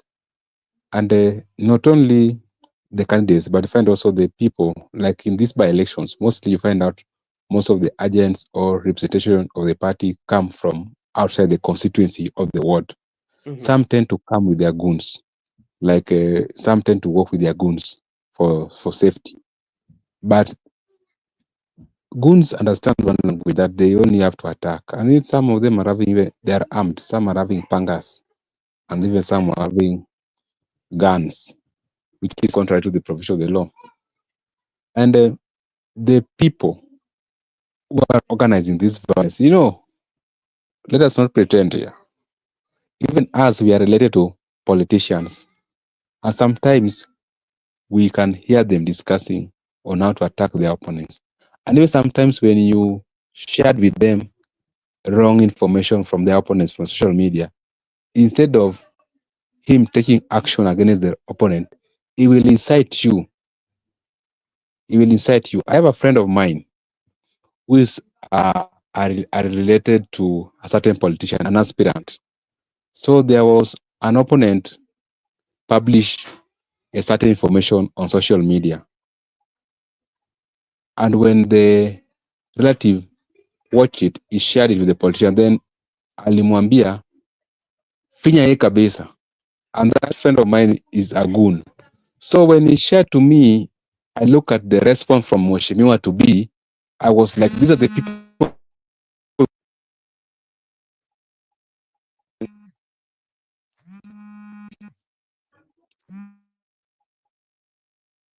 All right.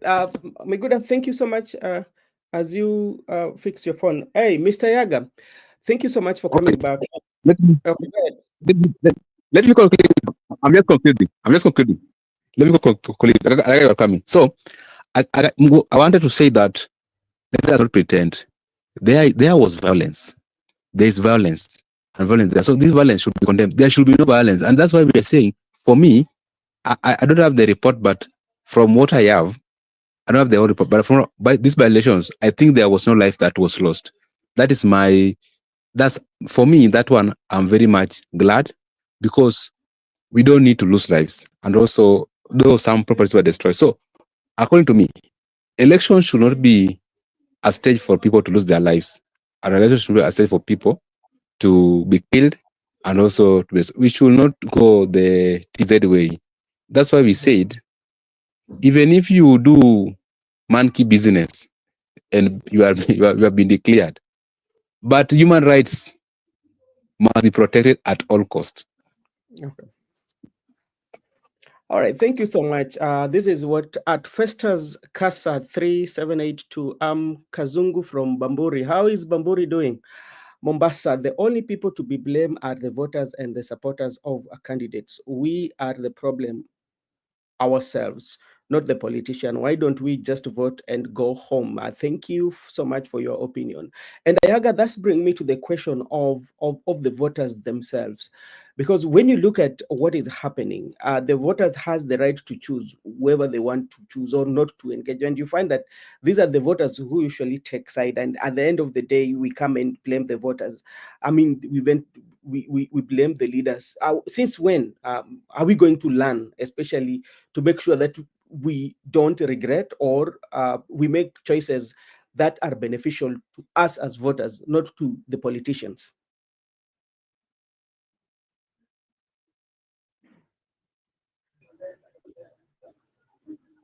Okay. Thank you. Before I come to that, let me come in with the issues of violence.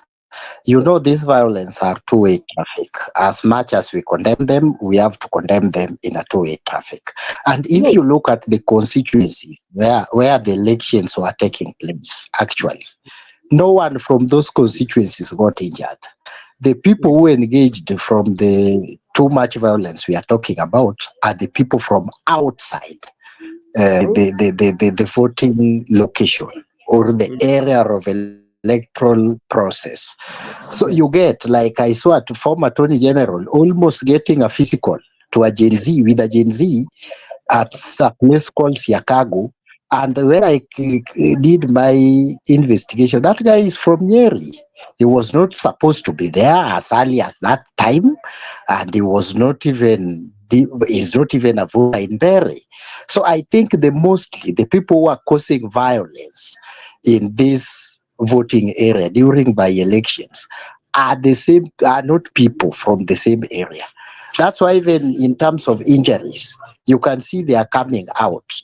They are coming out. They are not even from, like that guy in Malava is from Shinyalu, another constituency, though from Kakamega, but not from Malava.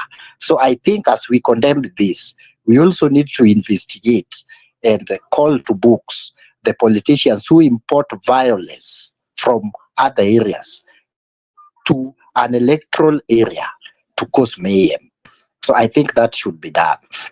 Because I was wondering how Attorney General was manhunting that man. Angekuwa na kisu sahi, angedunga yule jamaa, we could have been talking in a different tank. And you know those areas, people get high as early as 5 after kukula jaba.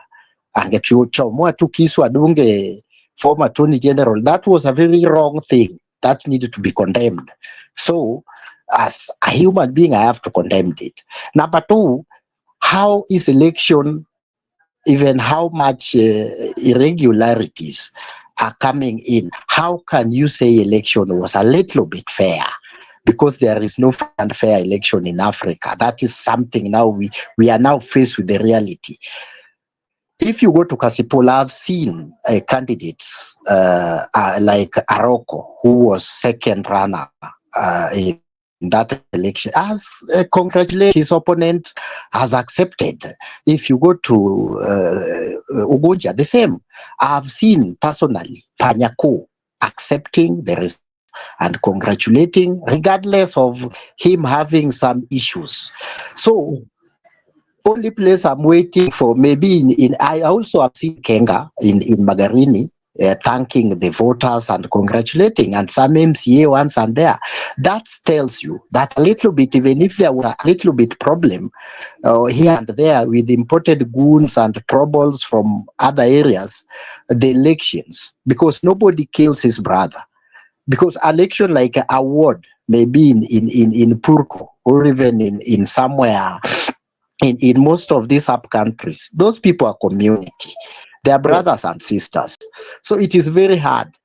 It is only the politicians that imports the problems that we are seeing in those areas. In the name of I am my goons, I'm being protected because some people told me if I go there I will be attacked without having my self-protection. And the government is also to be blamed. Like you withdraw some of the support from other candidates. Yeah, when you withdraw, they will sort to have personal security, and those are the problems that we need to speak about. But I want to say, all in all, it is only in Mbeere that election is now bitterly contested. We have the reality, and we have to see what happened in Mbeere. But I think for them, they must come to reality that there are a lot of mistakes that happen there, and and this violence. Remember, it is a two-way traffic, so you have to blame both sides of political divide. As IBC will do investigations about what actually transpired, and I wish IBC have a very fast in terms of investigation, so that we have closure, so that when we are heading to a general election in 2027, we should not have these kind of issues. But I think mostly, with my experience, elections, by elections, always have a little bit problem. You remember when we are heading to 2020, prior to 2022 election, we had by elections in most of areas, including Gatundu South, where the president's constituency, in Gatundu South, you remember how violent it was, and even a president candidate was beaten with the UDA, I think, Maendeleo Chama cha Kazi or something. And another election that borders that election in Georgia, a president candidate was beaten in Georgia. So I think this thing, and this prompt Uhuru Kenyatta to say something when we are heading to Kibera, immediately after Kibera's by-election, you remember? He make a fun that many people laughed by that time, that I called people, I called a certain Mama Samaki from Kibra, who is my friend, and he told me pesa ilikuwa mingi, hata tungeongeza hiyo pesa na wiki moja, and it is only politicians who are beating themselves, not raia. So akasema, kama ni politicians au watu wako na pesa wa kuenda Nairobi hospital, hiyo iko tu sawa. And people condemned the president's speech by that time. So I think by elections will always be this way, because number one, they are used for perception politics. And if I'm not wrong, William Ruto today was all out when he was launching the Rironi, Nakuru and everything road. The perception is now on the ground that broad-based is strong, and one time is a fallacy. And that is the perception that some people have not come to accept. But going forward, they must accept it, that this by-election are do or die, not only for the winners of those by-election, they are being used as a projection in a national politics, and going forward, they will be used as a perceptional tool to downgrade some of people who have imaginary of being a kingpin or a king, whatever, in some. So they are very crafted in a way that they must be fought bitterly when we are heading to a by-election, towards general election. Thank you very much. I think I will take a leave. I will be on the background. When I reach a safe place, I will join again. Okay, no, maybe you might join when we are almost close, because we have half an hour to close. Tomorrow morning, we will be having Meet the Press, where we will be discussing about the summary of what happened during the week, including by-elections, and we will. And one thing that now I agree with you, you've called out the IEBC, and that is one, I agree with you. Again, you talked of this violence is not on one-sided. It is both the parties. And what I would want to see again, I would want to see even the former Attorney General being held responsible by the IEBC for doing what he did. Because remember, he was not credited. He was not even an agent, but he was working, So those are the things that we are asking. You cannot walk into a polling station, and also you have to make sure that the laws. So if we agree as a country, and we agree that there was a mistake at some point, because like one thing that you see, people are not even concerned about who won right now as we speak. People are concerned about the IBC. Go to the social media stages, platform, all these other media stations. Number one agent that is being called out is IBC. People believe, because every history that we have that is called electoral injustice that we've had, the point has always been IBC. And every time that we see new staffs or new new are being employed in IBC, people tend to believe that these are new people. They've seen what has happened prior. So when they are coming they're coming in with new strategies. But if you look at it keenly, there's nothing that has really changed. It's only the new stuff that have been brought in that have changed. But the process, the culture, and everything has remained the same. So that's where that hope of restoration people are losing it, because like instead of coming with hope, you even do worse than those who were there before. So that's why we are asking again. So IBC must be held responsible on this, and they need to pull up their socks, Mr. Yaga. Whether they like it or not, they will have to. And we want to see, especially if they can convince the public on some of the issues that are being raised. One of them being even the one that you've read with Justin Muturi. We want to see how they are going to handle that. Two, we want to see how they're going to handle how the CSS, who are not allowed to campaign, how are they going to handle that because they're new. Two, we want to see on how they are going to handle the money that was used that has surpassed what is required by the law, and bringing that disciplinary. How are they going to deal with investigation as they're being done, and knowing that who are these people who are the great sponsors of goons that are bringing goons outside the areas that people are voting? Then how are you going to deal with them? Then until then, we will still keep on calling out and telling them that they did not do a good job. They need to do better than what happened in by-elections.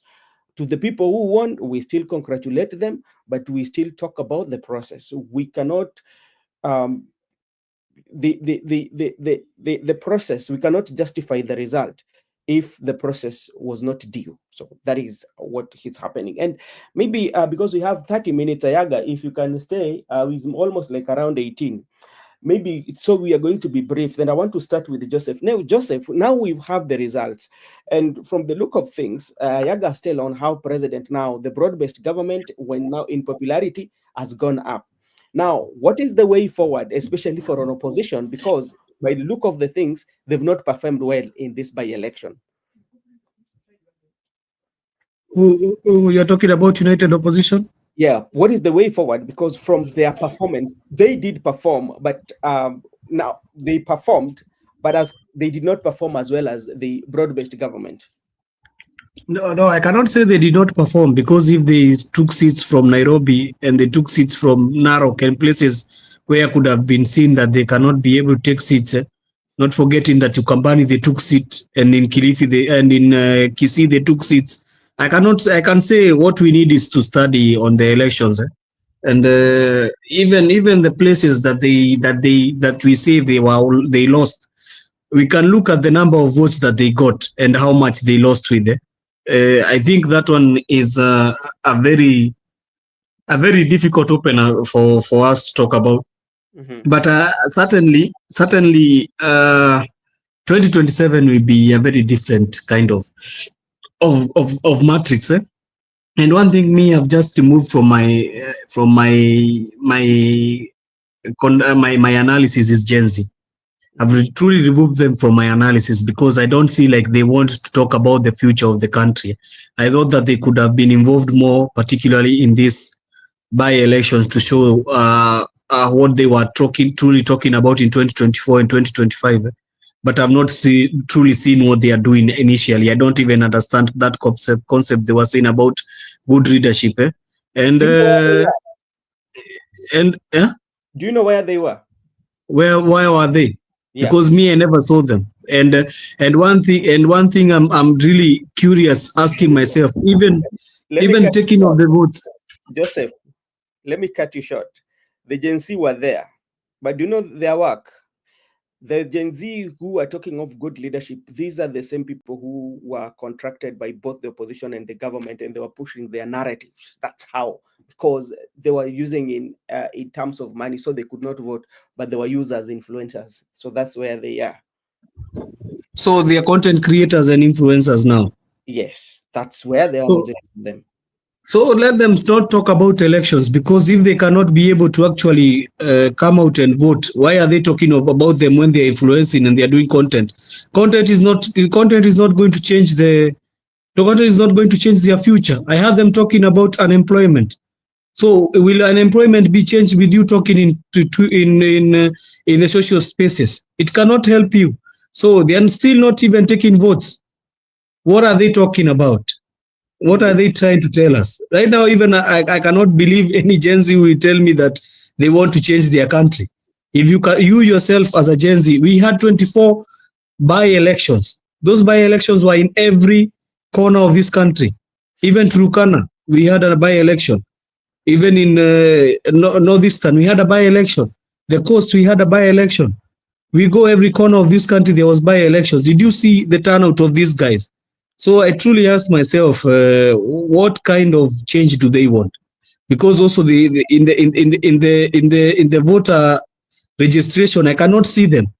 So are they only in the? Where are we going now to take IEBC to social platforms so that we can be able to vote in social platforms? It's very unfortunate that the young people, and they are the ones who are leading in population in this country, they are not serious with their future. They are not very serious with their future at all. All right. Thank you so much. And Joseph, as I bring in Ayaga, then I bring in Bigura, then Ayaga will come, talking about the Gen Z. And one something that also you have to understand, like when it comes to voter registration, we've seen. Give me chance first, then Miguda. I'm about to leave. Kindly. Okay, so thank you so much, and you'll be brief. So just to add something on Joseph. Joseph, look at the voter registration. How the numbers that are showing. The number are showing low turnout, especially in voter registration. And based on what happened in June 2025, we could have seen high turnout in voter registration, especially from the young people. And that is something that we are not seeing. And this one tells you the political decisions that are going to be made in 2027. The Gen Z will not be part of it if they don't vote massively in the registration that is taking place right now. Mr. Yaga, go ahead.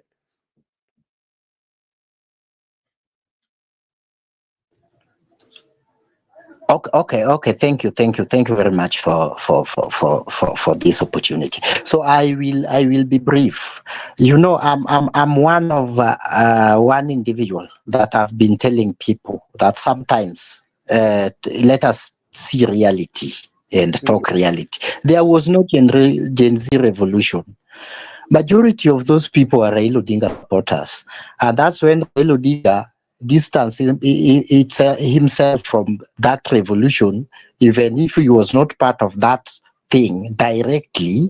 As usual, that thing died a natural death, and some people insult him. So I have opined here that that revolution was fallacy. It is now coming to light that it is almost 1 or 2 years. Well, some people are coming to reality with what I've been saying, and I've been eating insult here and there. So the Gen Z, they are there. This Gen Z, they comes from clans, they come from community, which is the biggest demographic of our voting pattern. They will not vote just not like their parents. They will in future, but not now. Not even in 2022. These people are being influenced by their parents and how they reason and think. That thing actually was fueled, and some people wanted to take advantage of it. And Raila Odinga saw it at 18. And we don't have sorry, we are not sorry for anybody, for any insult. We are not even sad, we are not mad. But the fact remains, if anybody is angry about anything, you still have, as the constitution say, you can ticket, you can protest rightfully, and it is by law. And we can see what will happen. The Gen Z was a fallacy. It was something that was choreographed and created by the ODM to deal with Ruto once and for all. The problem, the ODM saw it as some people want to take advantage. And I think the people who want to take advantage of that, they still have some imaginations, very fertile one, that there was a revolution that will be taking place or should have taken place. It was just ODM tactics as usual. Finally, I'm saying this. The Gen Z are registering. You saw it even a day to election. You saw it in Karachuonyo. You saw it in Kisumu, and I'm very happy that our people. Me, I'm just talking about where I come from because I spent some of my time there.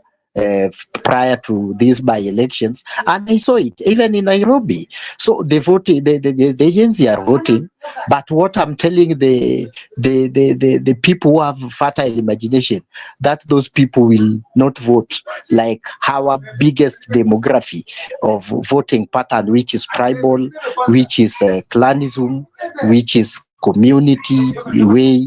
It will be like that. We don't vote religiously. We vote religiously. That demographic is there, but it is very small. And then there are people who now use their brains and other things to vote, which is the smallest. So I want to tell the people who have romantic imaginations that the Gen Zs will be there. They are there.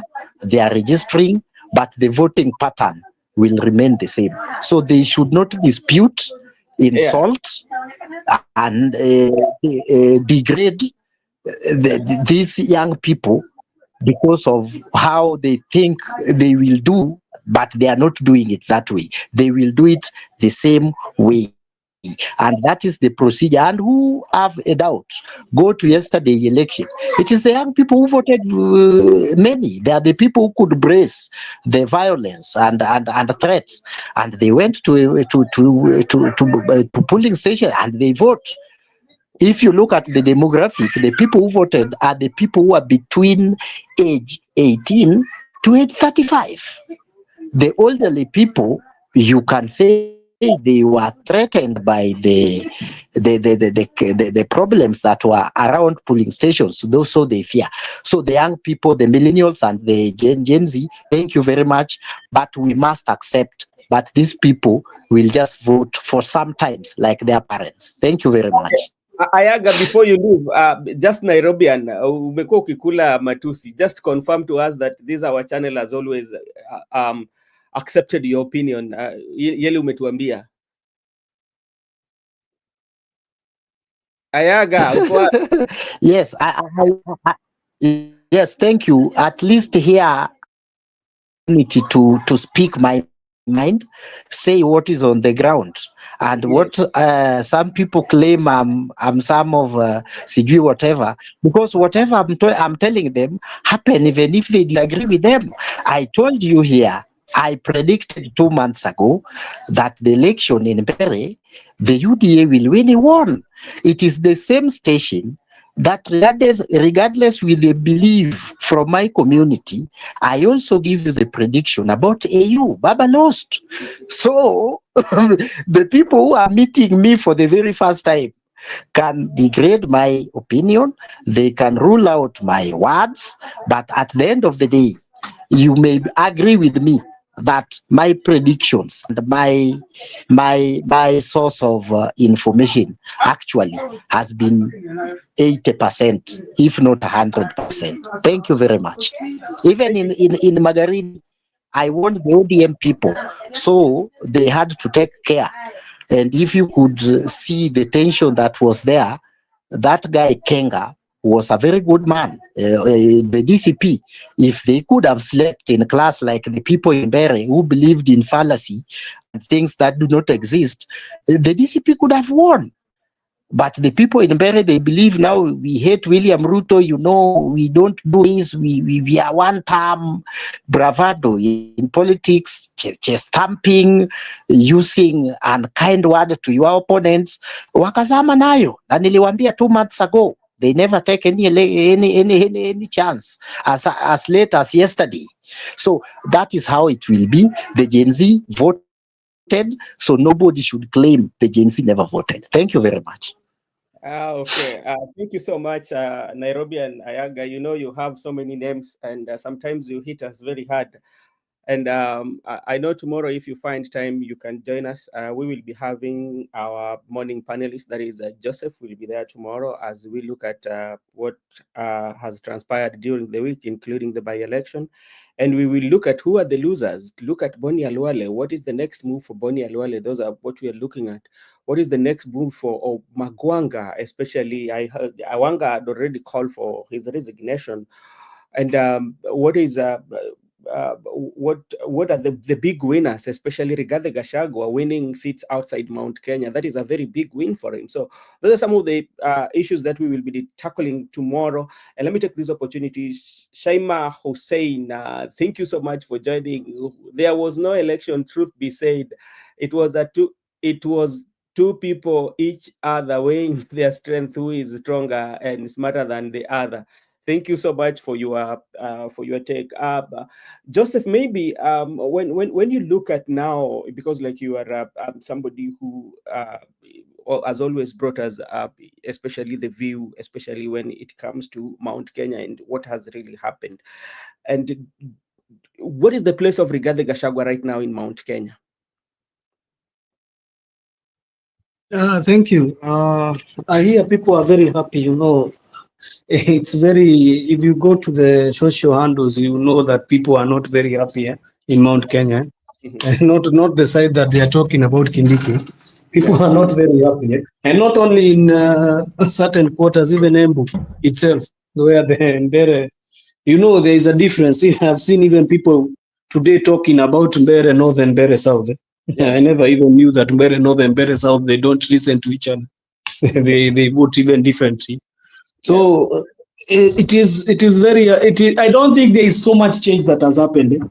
It's just, you know, this is very it's very shocking, because when you look at Meru has, I told you yesterday, Meru has been giving Raila Odinga so much of the vote even before. So it's not a wonder. It's not a very too much shock that it will be also. There was a time Uhuru Kenyatta was campaigning for votes from Meru. I don't remember if it was 2013 or 2017. And most of the votes from where Raila got them from that time, it came from Meru. And even him, it was a shocker for him, because in 2017 he tried so much of the in-laws. I think it was 2013. In 2017 he tried so much of the in-laws in Meru. You know, that's why I was trying to give a scenario. You know why. You came here and you came with a good point of why Ruto came with a by-election in Mbeere. There was not supposed to be a by-election in Mbeere. And it does not mean that Troko was a very good CS. It does not mean that there was no other person he could have elected as a CS in that post. So he was trying. There is something that he's trying to do, and that thing is to pit Mount Kenya East and Mount Kenya West. And so far for him, it is working for him in the sides of the West or the East. But I think in the side of the West, it is bringing even, in Mount Kenya, you can see there have been no tensions at all, but it is now starting to brew up. You can see there is so much tension in the sort of the camps together. But one thing I cannot even be. I don't think even William Ruto could be celebrated, because that was a slim win. How can you win a slim of 400 votes and you say that you're still strong as an MP who has been having MPs there? And to make matters worse, Brother Benson, you are not checking at this picture from the other angle. Yeah. That seat belonged to that CS who was campaigning. That CS, that seat, the CS who was campaigning, that seat belonged to him. And on top of that, you have machinery from the governor and to the governor, the deputy president of the Republic of Kenya, is in that campaign against a person who was impeached, and a certain clique of MPs who even have been finding themselves in so much problems, like Mukonji. Mukonji, has been elected how many times by this government? He has been elected multiple times. So you are dealing with those kind of people, and they had all the machinery they had at their disposal. I'm even shocked that the government was not able to defeat that seat landslide. They used a lot of resources in that by-election. And Joseph, before we wind up, and I will leave you to give your closing remarks, because we are almost closing up. The reason, and this is what I've been telling you even prior, especially if you look at the politics of numerical, and what is here is that politics of numerical, because this is what I call is the hypothesis election, or hypothesis, where, you know, when you're doing hypothesis before you reach the next general election, you lay those questions, and you know, you will only take them when that time comes. Let's say, for example, I want to go Nairobi and I want to have a hypothesis of Nairobi. If you've done a research, you know, there's not what we call the hypothesis question that you usually raise, whereby you use what, how, why, you know, all that, you know. So what president was doing in terms of hypothetical or hypothesis politics, he was asking the questions of what if, and how, and why. So You know, I came across one thing before you finish, Brother Benson. yeah. I came across one article that was saying Ruto even did not want Mbeere win. There is one thing that I came across, and when I was reading that thing, it really hit me hard that even Ruto himself did not seem very happy about that win. If you saw him, he was not very jovial about that win. The article was truly talking about what Ruto wanted to do, and it was clear in stating that Ruto wanted to remove Kindiki as his deputy, and he wanted to bring close the Nyanza in this broad-based. Yeah, And there is a way he wanted to craft that thing and say that okay, sasa mmeshindwa hii by election, but he already has gauged that he can get votes from that region. So he was trying to get. So I think even him is not happy wherever he is. The strategy that he wanted to use now, it is difficult for him. You know why, Brother Benson? You know why it is difficult for him? It is difficult for him because it means that in 2027, Kindiki needs to go and campaign for him in Mount Kenya as a whole. Yes, He needs to bring for him the numbers to become the deputy. Okay, let me tell you what has really happened, especially on the results that we have. For me, from my own angle of political and looking at it politically, is no. President William Ruto is very happy about everything that has happened. The reason being, there are so many boxes that he has filled, or half filled them halfway, or is empty halfway.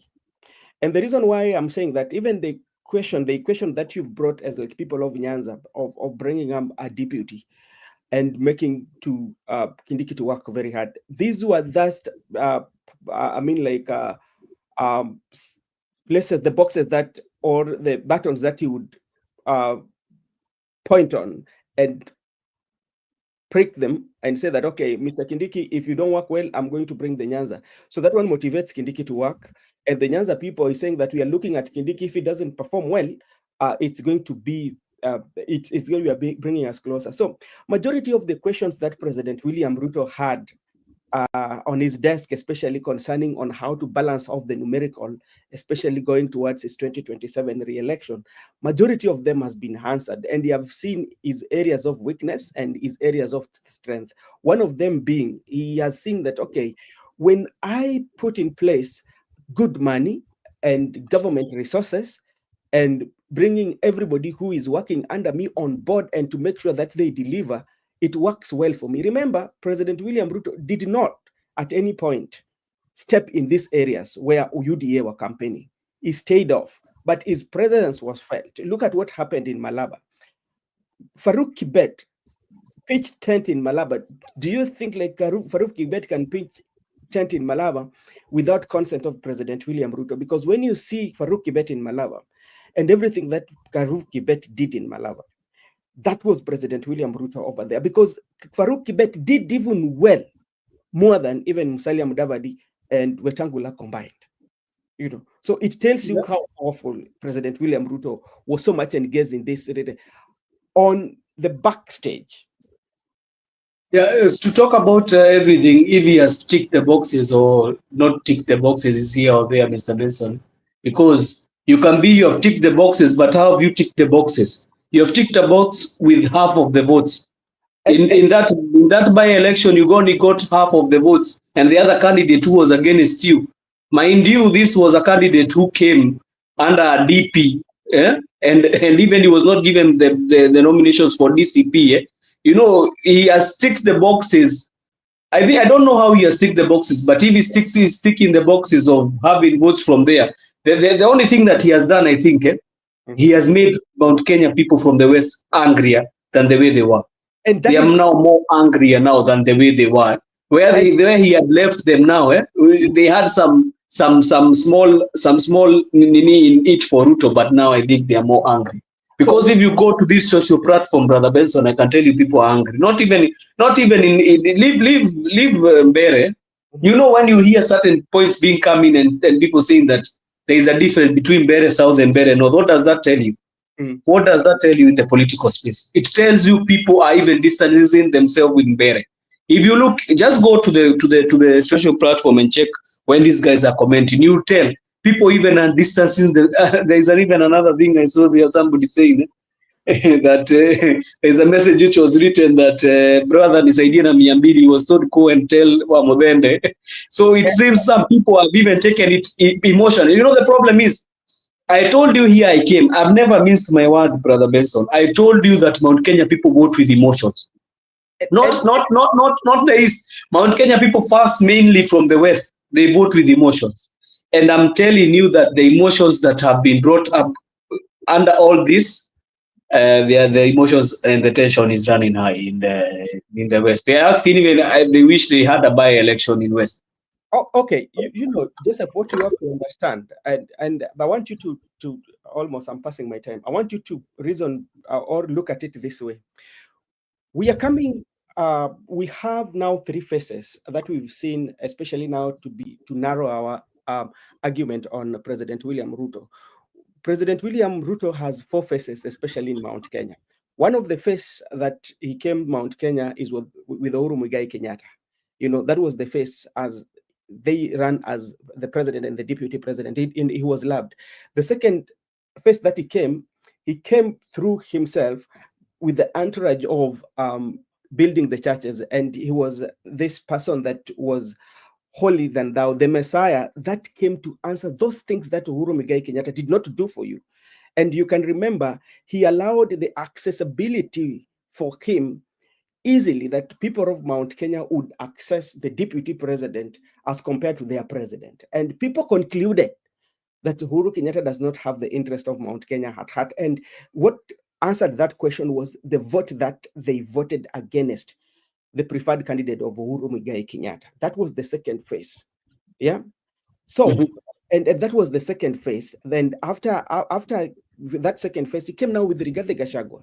And, you know, by Rigathi Gachagua coming to President William Ruto's side, Rigathi Gachagua just came because he wanted somebody from Mount Kenya to come on the ballot box, but he wanted somebody who is a puncher, especially, who would punch. Yeah, not that Rigathi was a favorite for him, but Rigathi Gachagua was a puncher, was a good mobilizer as compared to Kindiki in terms of punching. That's why Rigathi Gachagua. And remember, he went against the committee that was selected to appoint or to agree on who is going to be running mate, who voted Kindiki, but he decided himself unanimously. He override all the decision of the people and decided to go with Rigathi Gachagua. And now the third phase that is now coming after they've disagreed with Rigathi Gachagua. And how does it come? Creating a test. And how does you create a test? You run a test by disagreeing with Muturi, take a member of parliament from where Muturi comes from, immediately after appointing Kithure Kindiki, then say, okay, now let me try the litmus paper. We know there are areas that people need to have election. This one will be like a run test for me. And the results is going to make me work. If, for instance, the people of the West decided to get much hungrier, that's working best for him, because not everybody is going to get hungrier than him. He will even get 2 votes. Yeah. And if he gets 2 votes, which means that threshold is looking at that if I get this amount of votes from Mount Kenya and add with other areas whereby I have like a strong hold or I have strong influence, at the end of the day, I might emerge victorious with a smaller margin. And victory is victory. It doesn't matter, provided you pass that 1+ threshold. What I'll tell you, Brother Benson, one thing I know for starting, there will be a breakup between Mount Kenya, West and East. Very soon it will be imminent. I'm telling you, that one will be, you'll see it. It is not going even to take a long time. These guys are going to go back to the campaign trail they go. You know they are in the campaign trails all the time. and you will see the sentiments that are going to be talked in those campaign trails. And the way you are hearing them saying that there is East and West, it will be now even worse than what it was. And the problem is, will it help Kashagwa truly? I don't think it will help him for for warfare, because if they divide, that one will not be a good need for him. But all in all, Mbeere North, talking about Mbeere North is a very difficult subject, because even if you look at how they have been voting for the past last times, I think that's the problem. Even when you saw about how they don't receive developments in their constituencies, I'm not talking with emotions, but you saw it in the TVs, and you saw how even Mbeere is a very dry area if you ever gone there, Brother Benson.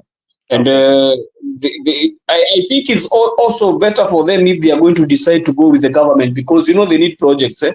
They need to be worked on, water and everything.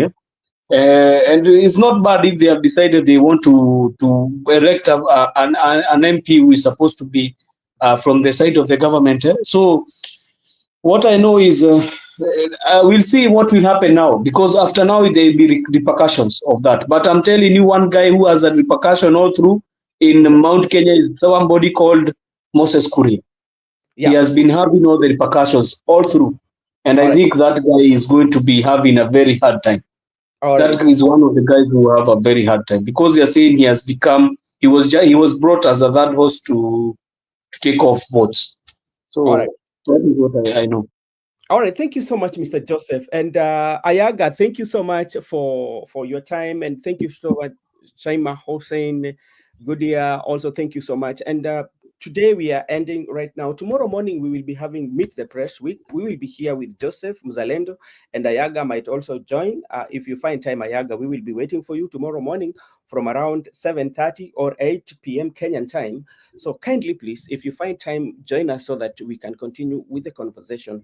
To everyone who is watching us, if you're not a member of this channel, kindly hit that subscription button so that when we are having conversation like this, the YouTube will notify you and you be part of the conversation. And thank you so much for all those who took their time to be with us here. Until next time, may God bless you. May God bless our good country, Kenya.